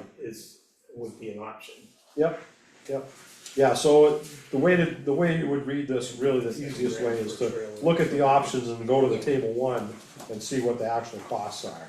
Yeah, and I think you could probably treat it somewhat as an à la carte menu, right? So there's a compactor, there's 31,000, power unit, tank heater, hopper, I mean, that would that would be the compactor itself. Right, And then the rest of the à la carte menu would be Yeah. it looks like another baler, and then a canopy, and it's a good breakdown.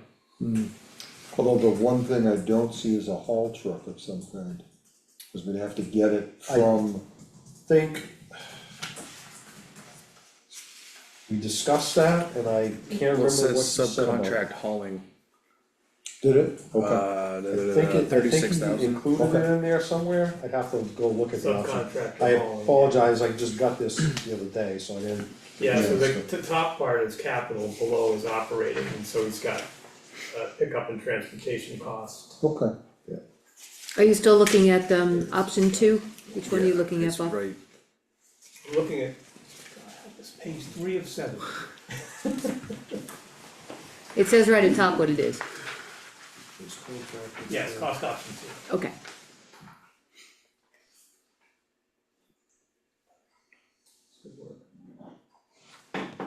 Yeah, it seems very complete, which is good. Yeah, he actually, for phase 1, he does include subcontractor hauling, and he has 52 trips at $700 each, it's $36,400. Okay. That's something that eventually the town could get a truck that could haul and we could haul our own. That would be the thought, yeah. Yeah, With all your new investments in your CDs, you know? right, yeah. They'll Yeah, charge roll you up in in no a few time. years and we'll buy John a very nice roll-off truck. No, he says I don't remember part of it. Yeah. And no need for three-phase, No need for three-phase. that's huge. That definitely expands the number of different options going forward. Wasn't there a former solid waste committee? Yes, And wasn't there a report done by Mr. Plisco? Did you guys read that? yes. I was wondering, did that had any effect on this study? No, I haven't, I read it, it's pretty in-depth. He's concerned about leakage. Highly opinionated report. I think I don't know Aries, the politics behind it, but I think Aries took that into consideration. Or did. it actually was a different consideration from the building. It's a different problem. I see. Would there be any longevity difference in three-phase to single-phase motors on these compactors? For instance, if you spend the money up front to put three-phase there, are we gonna be able to get a better, longer-lasting machine? He contacted the manufacturers, or the manufacturer's representatives of the compactor, and they said you can use single phase on it. It would be a single phase with a variable speed drive to transfer, to make up for the three phase. Okay. So this also And takes, that wouldn't void any warranties or anything like that. Yeah, just They curious. didn't, I don't know if he asked about the longevity of the unit, the electric motor in it or not, he didn't. but it doesn't void the warranty. It does not void the warranty. Okay, so that's good. And that also gets rid of the idling truck. That would get rid of the idle. Trend line. So I don't know if Aries did it, but if we're looking at development in town, additional residences that would use, I mean, kind of what's because we're not out of transfer station capacity now. And it didn't seem like we're growing that quickly. The one large unit count at exit 18 would undoubtedly have commercial trash pickup. Well, more likely than not would have a commercial trash pickup rather than a transfer station, but even that is 35 households is I think proposed. Potentially, yeah. So this, that doesn't, this really is, we're at pretty much at the end of the lifespan of the Packer truck. So that is really one of the immediate factors that we should look at in determining where we go, cause if we just stick with another Packer, we can continue on the way we're doing and, I mean, we make 2 trips a week now, John? 2. If we had to bump that up to 3, it wouldn't be a problem, but, and again, that all depends also on how long the trash energy plant is gonna be in operation. as long as the tipping option was 6 miles away, the Packer truck was Right. by far the most cost-effective option we had. If the Yep. tipping option is suddenly Rochester, Right. then Plan B will need, cause you Yes. can't drive that thing from Rochester. So those are the 2 really mitigating factors in trying to determine what direction to take. And timing Yes, on taking. How big do the bales, like if we get this 4-yard compactor, how often, I guess, how big of a truck, how many bales do you fit per truck? I mean, do you have to make 1 trip a week? Is it, I don't know, do you know what's the cubic yardage of the compactor, of the Packer truck we have now, John? That's a 20 20 yard. and I don't know I didn't see what he had for yardage for, this is just a 4-yard. 4-yard Yeah, but you don't take the compactor's a 4 yard. No, I know, it makes it into Shoves it 4 yard into- bundles, I'm just curious, how many Well, bundles do no, you it fit just- on a it- trailer? Well, they would go in a 30 yard, Yeah, I think it would be yeah, that's a good question. Cause I mean, if you do the math, if we can get it down to one trip on a roll-off a week instead of two with the compactor, probably, you know, if we play some yeah, creative because Tetris. I don't know I'd have to look and I'll talk to them and find out what those are. Cause even with the Yeah. 30% contingencies, I mean, you're still at the same price to get a new truck. That's what the body size is. You mean a new Oh, Packer between truck? 7 to Yeah. 8. So I'm going to a webinar about getting a new Yeah. truck, clean diesel grants. I mean, it just price point, you're right in the same ballpark as buying a new Packer truck to upgrade. And it allows you to grow potentially at the transfer station over time as well, as long as the site stays feasible. So that to me seems like a smarter investment or use of funds. And if it makes it more user friendly for the townspeople, maybe more people start using the dump as opposed to hiring third-party services. Uh, 6 to 1, half a dozen of the other, right? Because if they hire third-party services, they're paying for it. True, no, but I mean, if Yeah. maybe you entice more people to recycle if it's not sitting in line for 25 minutes to throw your paper out. No, it's a good point in terms of efficiency, for sure. And the other thing you have to do is, really have to explore Packer trucks, right? Cause there's Packer trucks like we use, and then there's Packer trucks that drive around cities and automatically lift the fancy cans, and those are $400,000 Packer Right, trucks. Replacing that thing, the old fashioned garbage truck is probably not. Yeah, I think you put 300,000 or something like that for, I mean, yeah. Alright, How do you think we should proceed? Do you think that the committee should come up with recommendations or work with the selectmen? What's the next step that you think we should be doing here? Either needing a study, or how does this go to the next level? So I think we all need to read and understand what the options mean. You know, we all got this today, so this is. But I think, yes, we need to sort of narrow down where we wanna go and then proceed while we have a working Packer truck, that's the danger. Yeah, I think between now and December, this is the selectmen, you know, we'll be working on it, and when we start coming up with potential warrant articles for 2026, we'll be meeting with you guys again the 1st of December and probably run something by you on one of these options, would be my guess. yeah, that makes sense.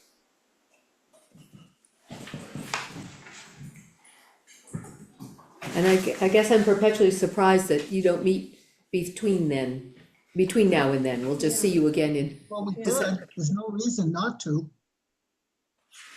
What?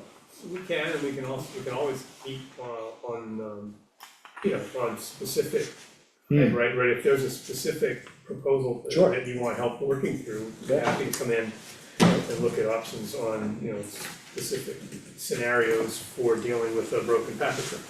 Right. Because, right, okay, the Packer truck breaks, what are we gonna do?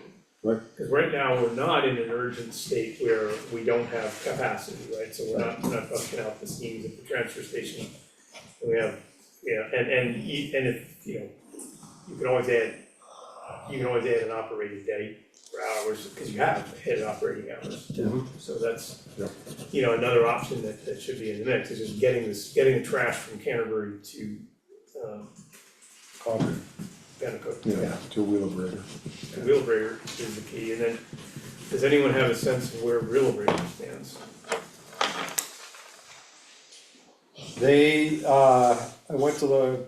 I've been attending the co-op meetings, and, we have a 7-year contract that we signed with them 4 years ago.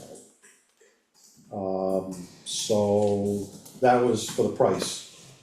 I haven't heard any rumblings at they all. haven't mentioned anything. Nothing came up at the co-op meetings about any potential closings or anything like that, so this time, I don't know. And the rate order has been expired for a while now, Mhm. so they're selling their electricity at market, Mhm. essentially. Yeah. Yeah. And the last time we went through this, the consideration was when there was a 30-year rate order that was Right. put in place in 1989. Mm, And so when that expired, they were quote unquote gonna close because they couldn't sell the electricity at a premium. Well, clearly that changed. They closed their facility in Lebanon a couple of years ago. But that facility was older than this one, and I'm not sure, I really never got a good handle on why they closed it. Yeah, well, the other component is what do they have to do Yeah. to upgrade for air pollution and other scrubbers and equipment requirements? So they put multiple millions of dollars into this one not that long ago. Right. So I suspect that they'll perform the same calculus that they did on Lebanon on this one. If that equipment hits the end of its life and they're faced with investing, multiple millions of dollars into it, then that's when we'll have to worry. Well, you also got Merrimack stations officially off the grid come Friday. So if you got a power source that produces, they might stay longer, since there's nothing else producing in the area. Yeah. You know? But they didn't make a big deal about it at the meetings, right? It didn't even No. come up. Didn't even come up. Why don't we plan to get together, say, mid-November or the first couple of weeks of November, after some more study and people have a chance to think about this and look at options. Alright. That sounds like I mean, I'm not, the selectmen have to do it, but No, I I think can come in. that's a good idea, Bob. Alright, And that'll give you the opportunity to assess this in light of other capital needs. right, And things, and issues that are recurring to decide, is this a 2026 project, is this a 2026 idea, is this a 2027 idea? right. Is this gonna take, some time to be socialized amongst the voters, so that, you plan on, losing the vote a couple times before you actually do it? Right. Yep. Alright, So, like November, a meeting separate from a Board of Selectmen's meeting, or either the 3rd or the 17th? Or our November meetings? whatever you guys wanna do. Yeah, doesn't matter to me. Or if it's easier for you, pick a non-selectman meeting. That's not our have an problem. additional meeting. If it's easier for you not to do this in Yeah. conjunction with a select board meeting, pick a different night, let us know. Yeah. Alright, Just not the 12th. not the 12th, Alright, okay. yeah, I'm okay with a non-select board night. Like a working, Works. a work session, Yeah, yeah. yeah. Yeah, the second weeks of the month seem to be, Alright, shall we, check calendars and. yeah, Yeah. can we get a little closer, Yeah. yeah, Okay, Alright, alright, so I'm gonna write budget. yeah. Actually, I would suggest we check calendars quickly and get a date on the books, so that everybody can yep, plan on it. sounds good. Alright, November 5th it is. Work session. I'm not in town, but we're waiting on the 8th. I have a question, it's non-trash related, Sure. power related. So in the highlights, it indicated that we're taking a 400,000 bond for the balance of the fire truck. Yes. Is that because we didn't receive the funding we originally applied for? No, we did not, we had applied for a grant 3 times or 4 times for a fire truck and we didn't get it. So the town, 2 years ago, there was a warrant article to buy it, even if we didn't get the grant. So the truck was a 2.5-year delivery. We had to put a down payment on it, we had money in the cap reserve account. We used that to put the down payment on it, which was about half of what the cost was. And we have not taken the bond on it because there was no sense in paying interest on the bond until we have a vehicle. So the delivery date is June, so we're gonna take, the bond sale is every 6 months, in January and in July, so we'll do the January bond sale. Alright, so we applied multiple times for a grant and didn't get it. Right. And then you had mentioned that Pennacook Rescue is a nonprofit and you're trying to find grants to help them. Yep. And Beth, you mentioned going to a webinar about clean diesel grants. Correct. So who writes our grants? Well, the fire department hired a grant writer. Okay. It was $1,500 per year, and actually, we got the grant for the breathing apparatus. The breathing apparatus, the compressor, Radio, The radios, radios. the grant writer has paid for himself We, handsomely. yeah, the grant writer more than paid for himself in Have several, we considered several areas. earmarking funds like for multiple areas, it's like more. Right, so the other, depending on, well, I guess if we're looking at other grants, it would depend on where.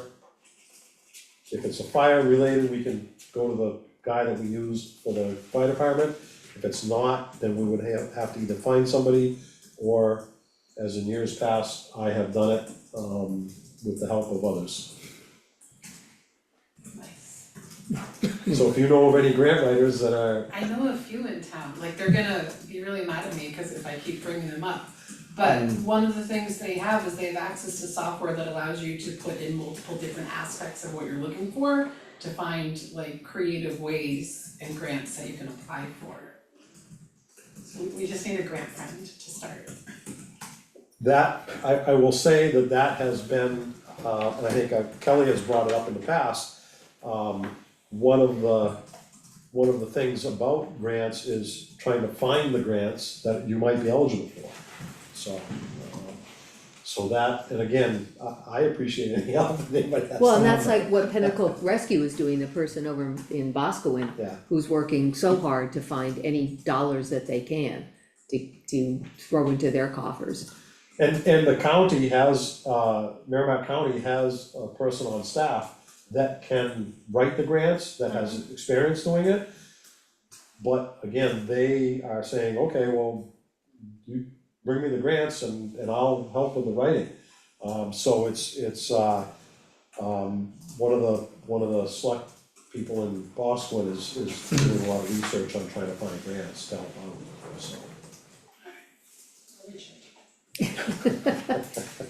Probably thinking of the same grant writing people that we're all thinking of. We are, but like I said, maybe at least like, Well, you have my email. like if we can get our own version of whatever software they use and maybe just like a punch list of best Sure. practices on how to Yeah. find them. sounds good. Before we wrap, I had a couple of other sort of budget Sure. picture questions, reval status and equalization ratio. So, Mandy is planning on doing the reval in 2026. I did trying to think what the ratio is right now, Bob. It has, we're in desperate need. Desperate need. We were at about 73% market. Yeah, this doesn't have it, but yeah, we're in desperate need of a reval. Our ratio is off kilter because of all the increase of housing. So, she was thinking about doing it this year, but it's been like less than 5 years. So, she said, well, we'll wait and do it at the 5-year mark, so. And have we heard anything from Shaker Regional? About what? Their anticipated tax About the big rates. question. Their budget committee, or their budget process starts this coming meeting. That's for next year, I'm talking about for tax rate setting for 2025. Cause you guys will set the tax rate next month, and, We signed the MS1 tonight, okay. so. Okay, so I guess my question was, is Shaker Regional, is the school tax raise of what we anticipated? Or is it? There have been no surprises to the best of my knowledge. They're good at letting us know usually, so if they haven't let you know, good. Yeah. Yeah, no, I know, I figured the Shaker Regional process will start.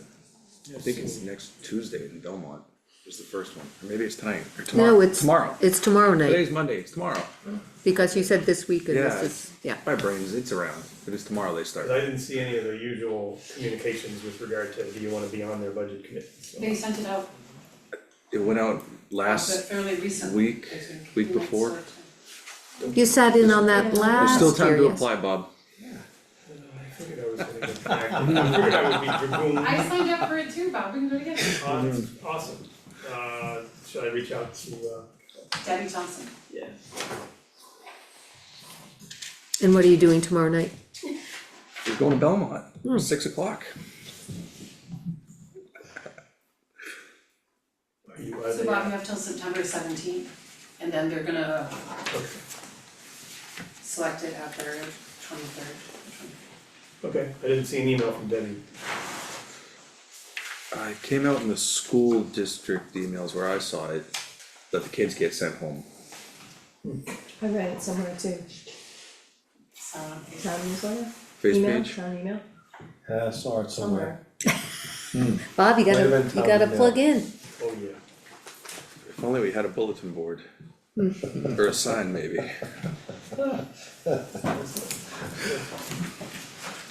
Thank you guys for doing Thank you, Alrighty, thank you all. it. And, It's been a long day. and good to, that will meet again in November, that'll be good. yeah, I got that Yeah. signed on my calendar, yeah, November 5th. You decide the date in November. I'm gonna send out an email, Bob, and, Why do you keep saying the fifth? with some dates and ask for anybody that can make it. It's a quiet week. Okay, sure. Thank you, Great job. thank you. Thank you for you. joining. It's like a slim week. Oh, alright. Feel free to have So- one of your drinks now. Yeah. Where's the Manhattan? Yeah, Didn't even need sound for that one. Jesus. I thought he'd toast us right at the end. Right. Yeah. you're muted, can't hear you. Ken, I was thinking of you this morning well, we left Eastbrook at 7. Oh, I went across the railroad, where the railroad track, and I said, "Oh, that's where Ken used to, yeah, hadn't been snowmobiling, oh, yes, Yeah. absolutely, yeah, yeah, it was a long haul." it is. Thank you guys. Thank you. Thank you. Cheryl, is that your water? Oh, yeah. Don't wanna forget that. I'm strong enough for me to say. Thanks, Kelly. Good night. Good night.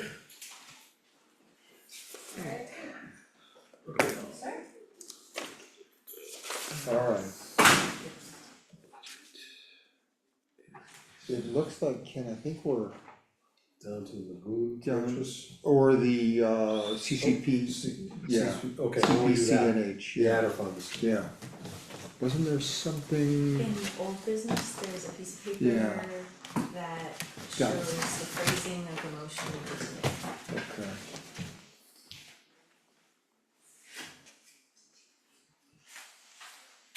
Alright.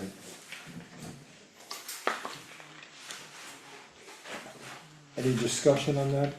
What, I've lost track of. So this a is little bit what the adder fund Oh, all right. transfer from CPCNH to the town. Edgar has given us suggested wording for a motion, Can I pause for a moment of course. and ask Edgar a question? As a member of CCPC and our representative, you finally then found Andrew and had a meeting with him? Actually working with Jack and someone named Jackson, for the trapper. Okay, great, but you got all the information you needed about how much and, well, we've got a motion before, so. Yes, this is the final part before they can issue out a check. Cal has said that check would be the easier form of transferring the funds, Okay, and they just need the minutes to be able to issue out the check. okay. Yep. What are these funds restricted or limited, or can you only use it for energy, can you pay Energy it? products, projects. Could you pay it Right. back to the ratepayer, I mean, I don't, There was in the last town meeting, there was a account specially set up for it, and that's one of the requirements in order to withdraw it, that there need to be a special account that they would go to. Like, we established a capital reserve account. And it is fairly And specific. it's- well, that's what I mean, I Yes. just wonder what the specifications of what they can and And cannot we'll use read it it to for. you So, right now. Thank you. the language for the warrant article was, for the purpose of purchasing renewable energy systems and to raise the appropriate sum placed in the fund, $1,000. So it is for the purpose of purchasing renewable energy systems. Only for the town? Town, The town, right. okay. I just didn't know if it was, and this is just me being naive, is it like, we buy a solar field that helps the ratepayer, or is it for the solar at the town, or if you wanna put solar at the dump, or I would think it could, does it just, as long as it's green energy, it doesn't matter, is what I guess I'm getting at. Energy systems, I think is a. I don't think they mean wide- town municipal, I was just curious Yeah, because yeah. it's the ratepayer paying it, so, In both of those scenarios, I think they would both qualify. okay. I just wanted, in my head, I had Either to expand jumble it. No, Either it's always expand good.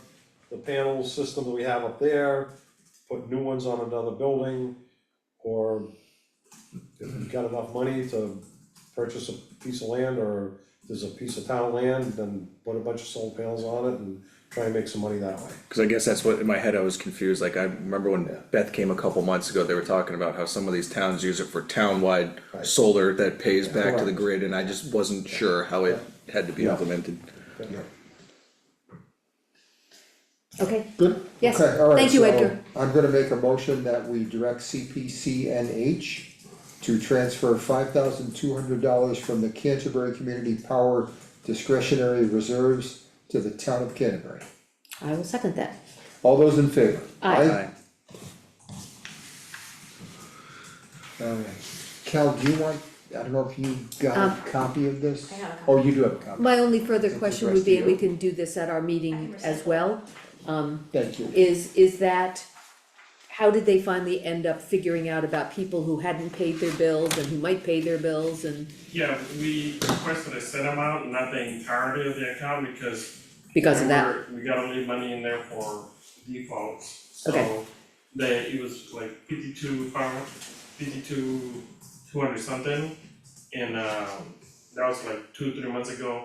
But now it's a little bit more enough to, if someone defaults, that they can be covered, so this is a reasonable Okay, amount to be able to withdraw. great, thank you. Thanks, Edgar, for all your legwork on this. Alright, it's a little difficult to make out on my copy, but I see something here about purchase. Yep. Oh, there we go, Magoon, okay. Magoon is the word I can't If you make can out. read through my scribbles that are on top of mine. It's the Cool, It's the proposal from Brian Magoon to purchase the property over on 106. yeah, As you know, there was, some title issues there. He has, been in contact with legal, representation. They have given him an estimate of approximately between $4,000 and $5,000, to quiet the title. His offer was $120,000.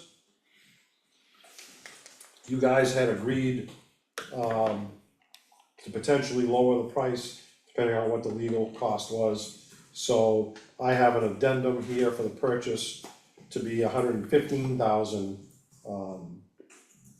for the purchase of the property versus $120,000. yeah. So if you would like to make a motion to accept $115,000 for that property, then we can do that. Does that keep it on track to close for the end of September? The work, I spoke with the Realtor today, and the majority of the work is done. They are, if we do this, the transfer takes place, Brian already has the funding. The transfer takes place in the next week or two. It would be tight, we might have to sign an extension, on the extension that you already sent, so. Can we do that at the same time, just in case, add a 30-day extension and Well, approve this? I don't have, she didn't give me one, she only gave me one, gave me that. Okay, And is it all set so that at that time Brian will own the land and any future dealings about the So, title? once the transfer takes place, Brian owns the property, and then he can quiet the title. He can't quiet the title until he owns the property. If we wanted to quiet the title, we could because we're the owners. At our expense, And that was a discussion I had with the Realtor. yeah, She said, well, why don't you guys do it, the work's all done, and then just take the cost of it off, and I said, I think it would be cleaner if we just went through with the sale for $115,000, and then Brian takes care of it from there. Makes sense That seems to me. make, yeah, Yeah, alright, so I'll put this in the form of a motion that we accept $115,000 for the property located at Route 106, map 226, lot 2, in Canterbury. And could you sign that, Yes, please? since that's a motion, I will second it. all those in favor? Aye. Seller, Ken, where it says that? Yes. Yeah.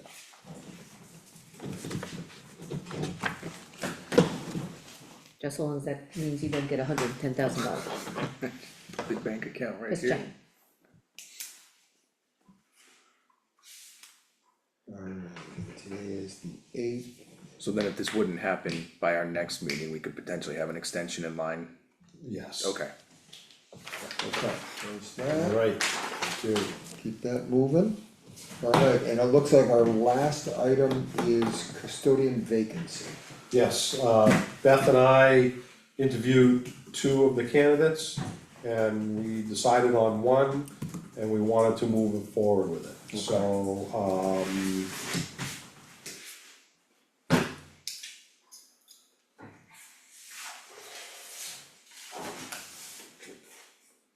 let's see.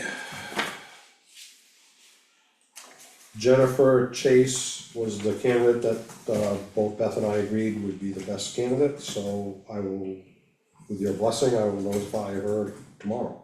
Sounds good to me. Yeah. Yeah, if you guys are in agreement that she's the right person, then Yeah.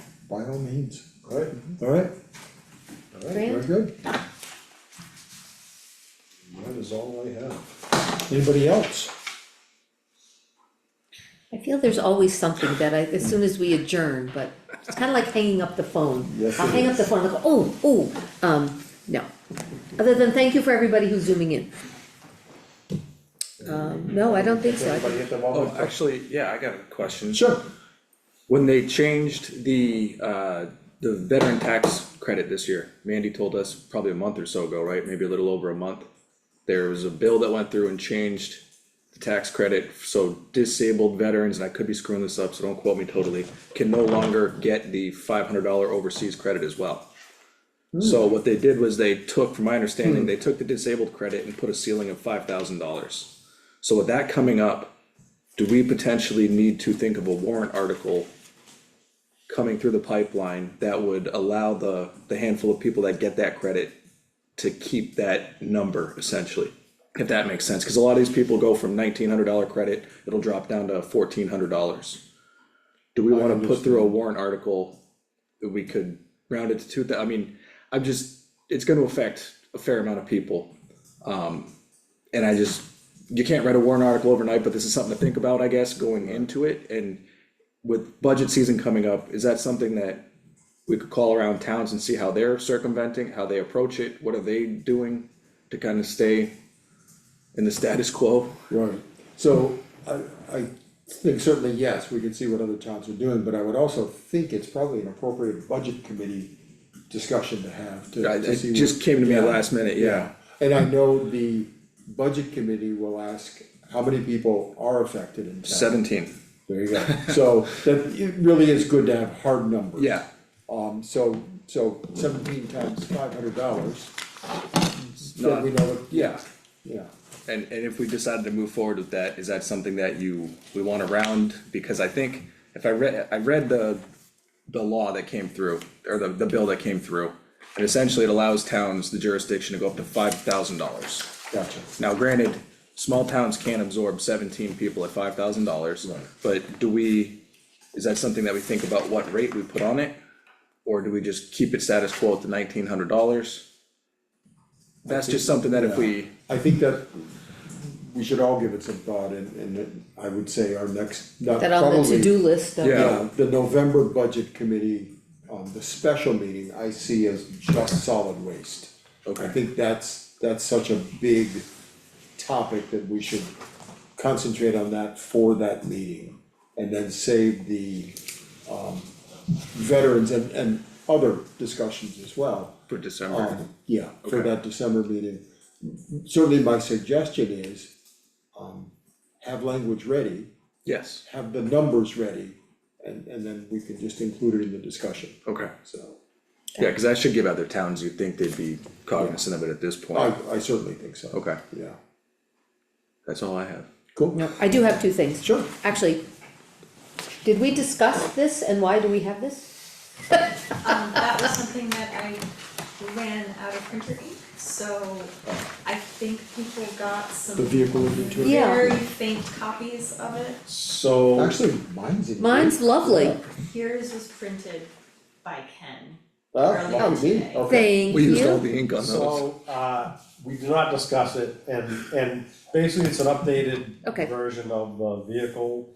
Yeah. And there are a couple of, ones in there that, one was the Packer truck. Yeah. And the other was the pickup truck. Yeah. They were highlighted, because the Packer truck is, I'm sorry, the water truck. Yeah. The Water truck. right. Water truck's out of service and the pickup truck probably is not repairable. That the F-150 F-150, T8, okay. yes, yeah. So those two, and then the condition of some others has dropped from either good to fair or Yeah. The poor, spreader. very poor. I, Not half these things are.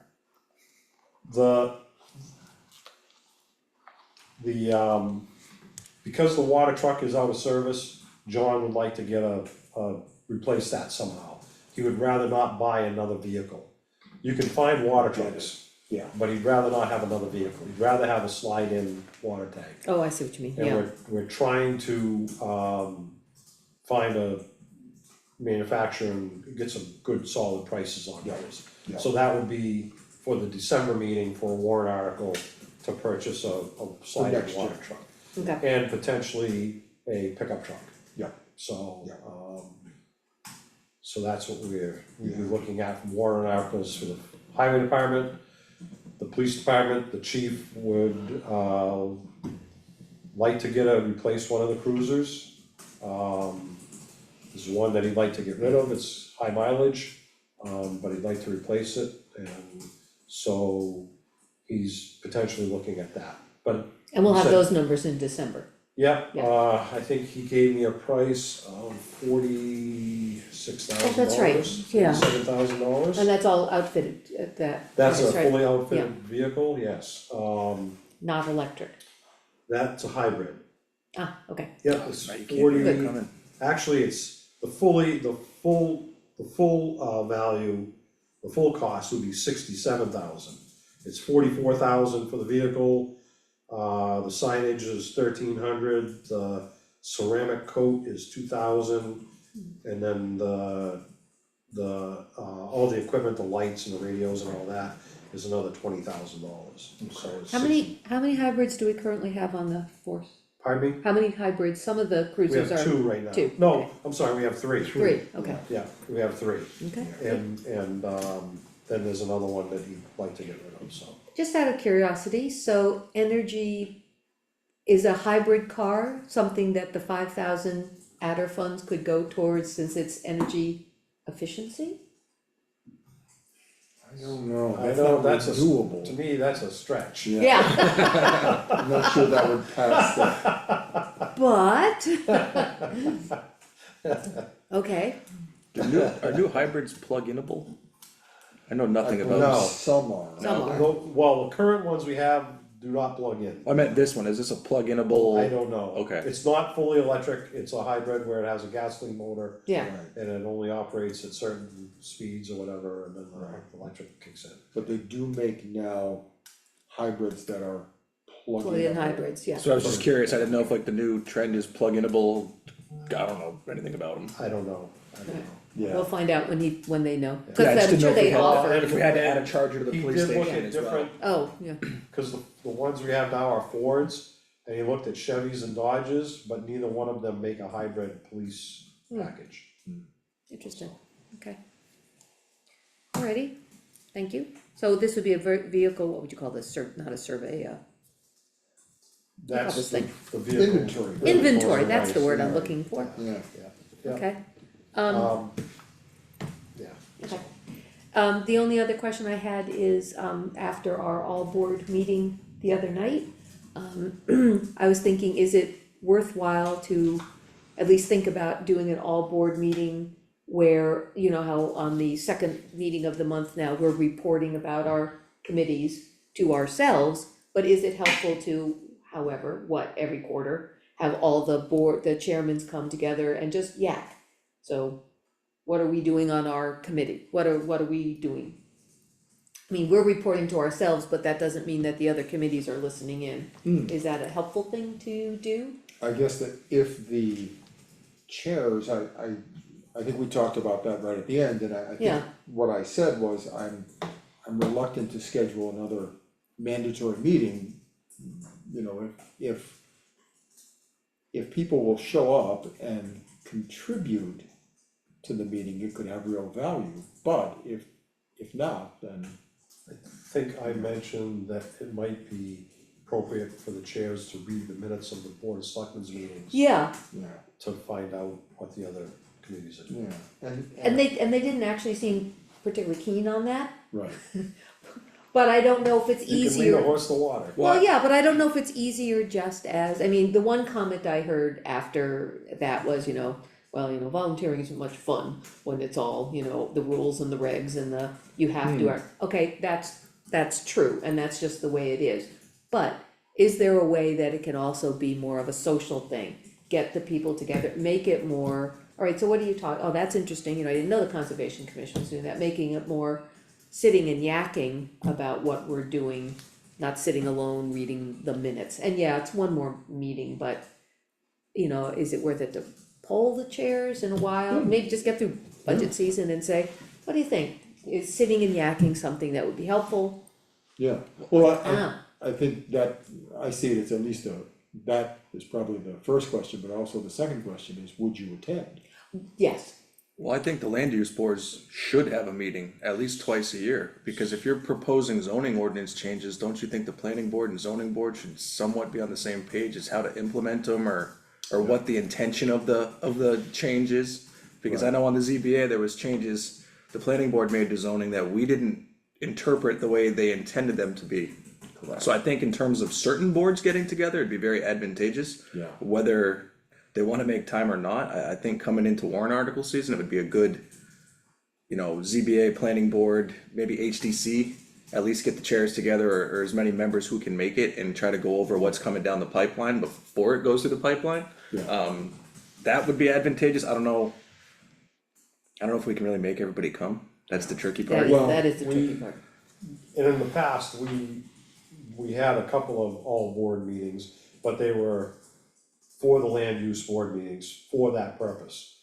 What are you working on, how is it gonna affect us as a different board?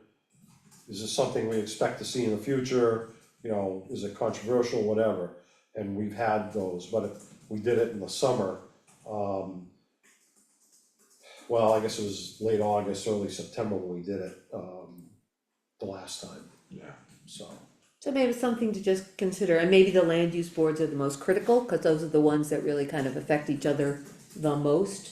But if they're meeting and you leave it open to the rest of the board's chairs to show up, but maybe you're right, maybe we need to make a stronger push to have those two boards at least have a time where they're in the same room at the same time.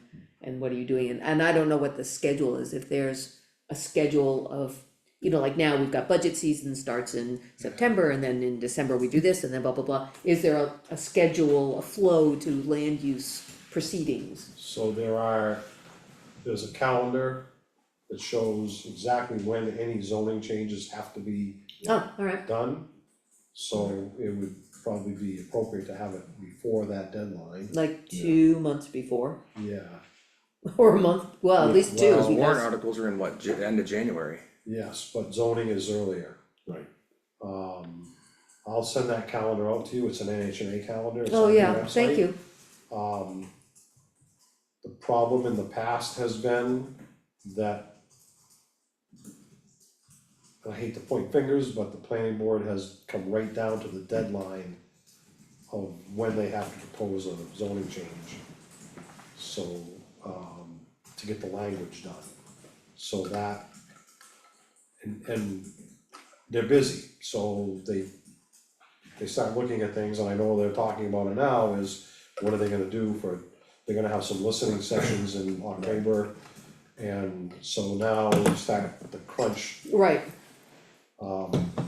Maybe get the ZBA to come to one of their scheduled work meetings, or what are their non-hearing nights? there is a,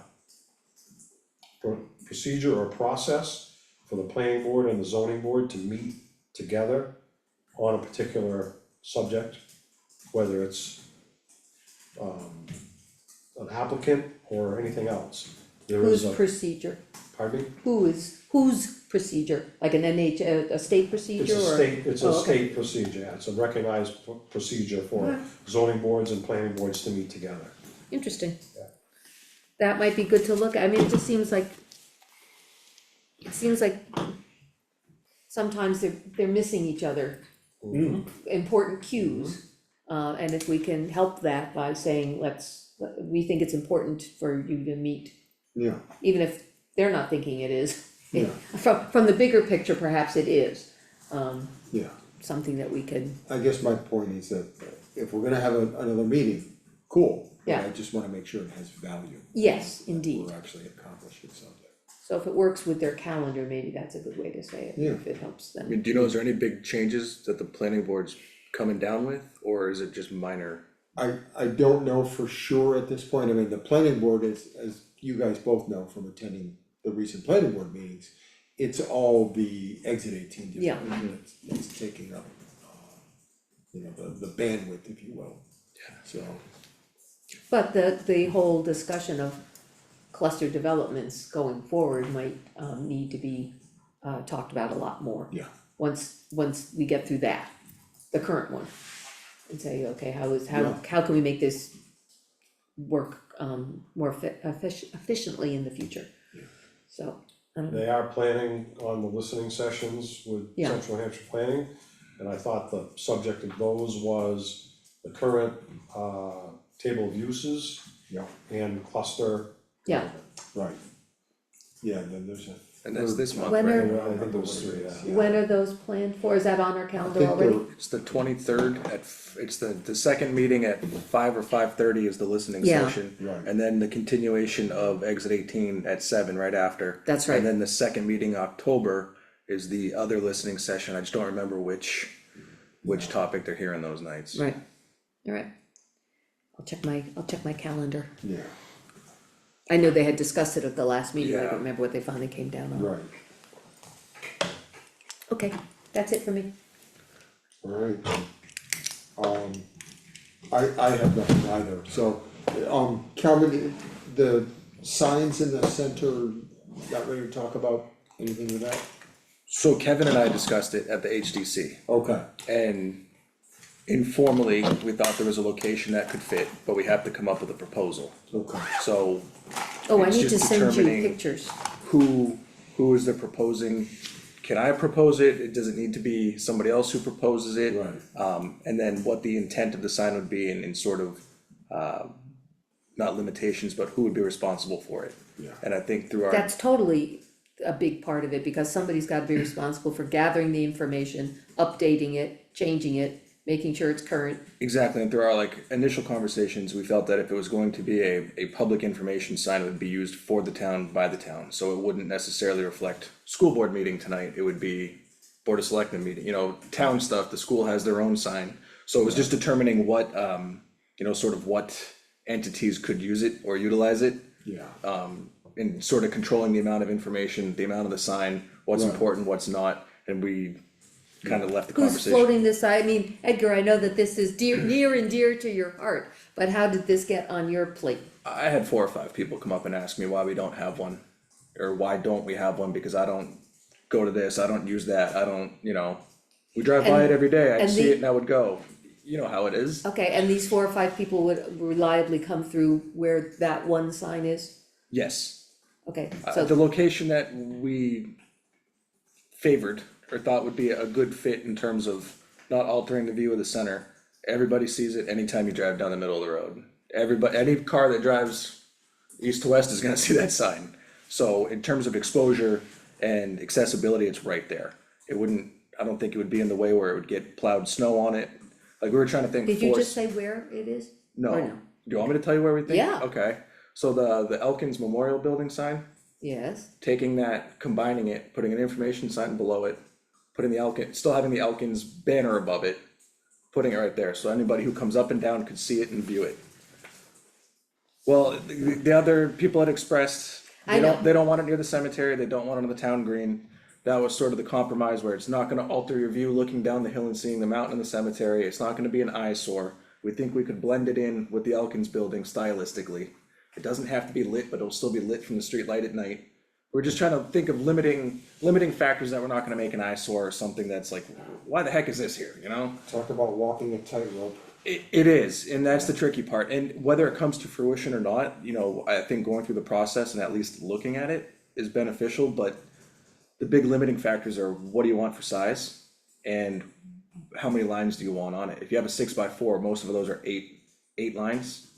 Do you have enough information? Is there too much information, not enough information? So that's kind of the design factors or what you have to think about.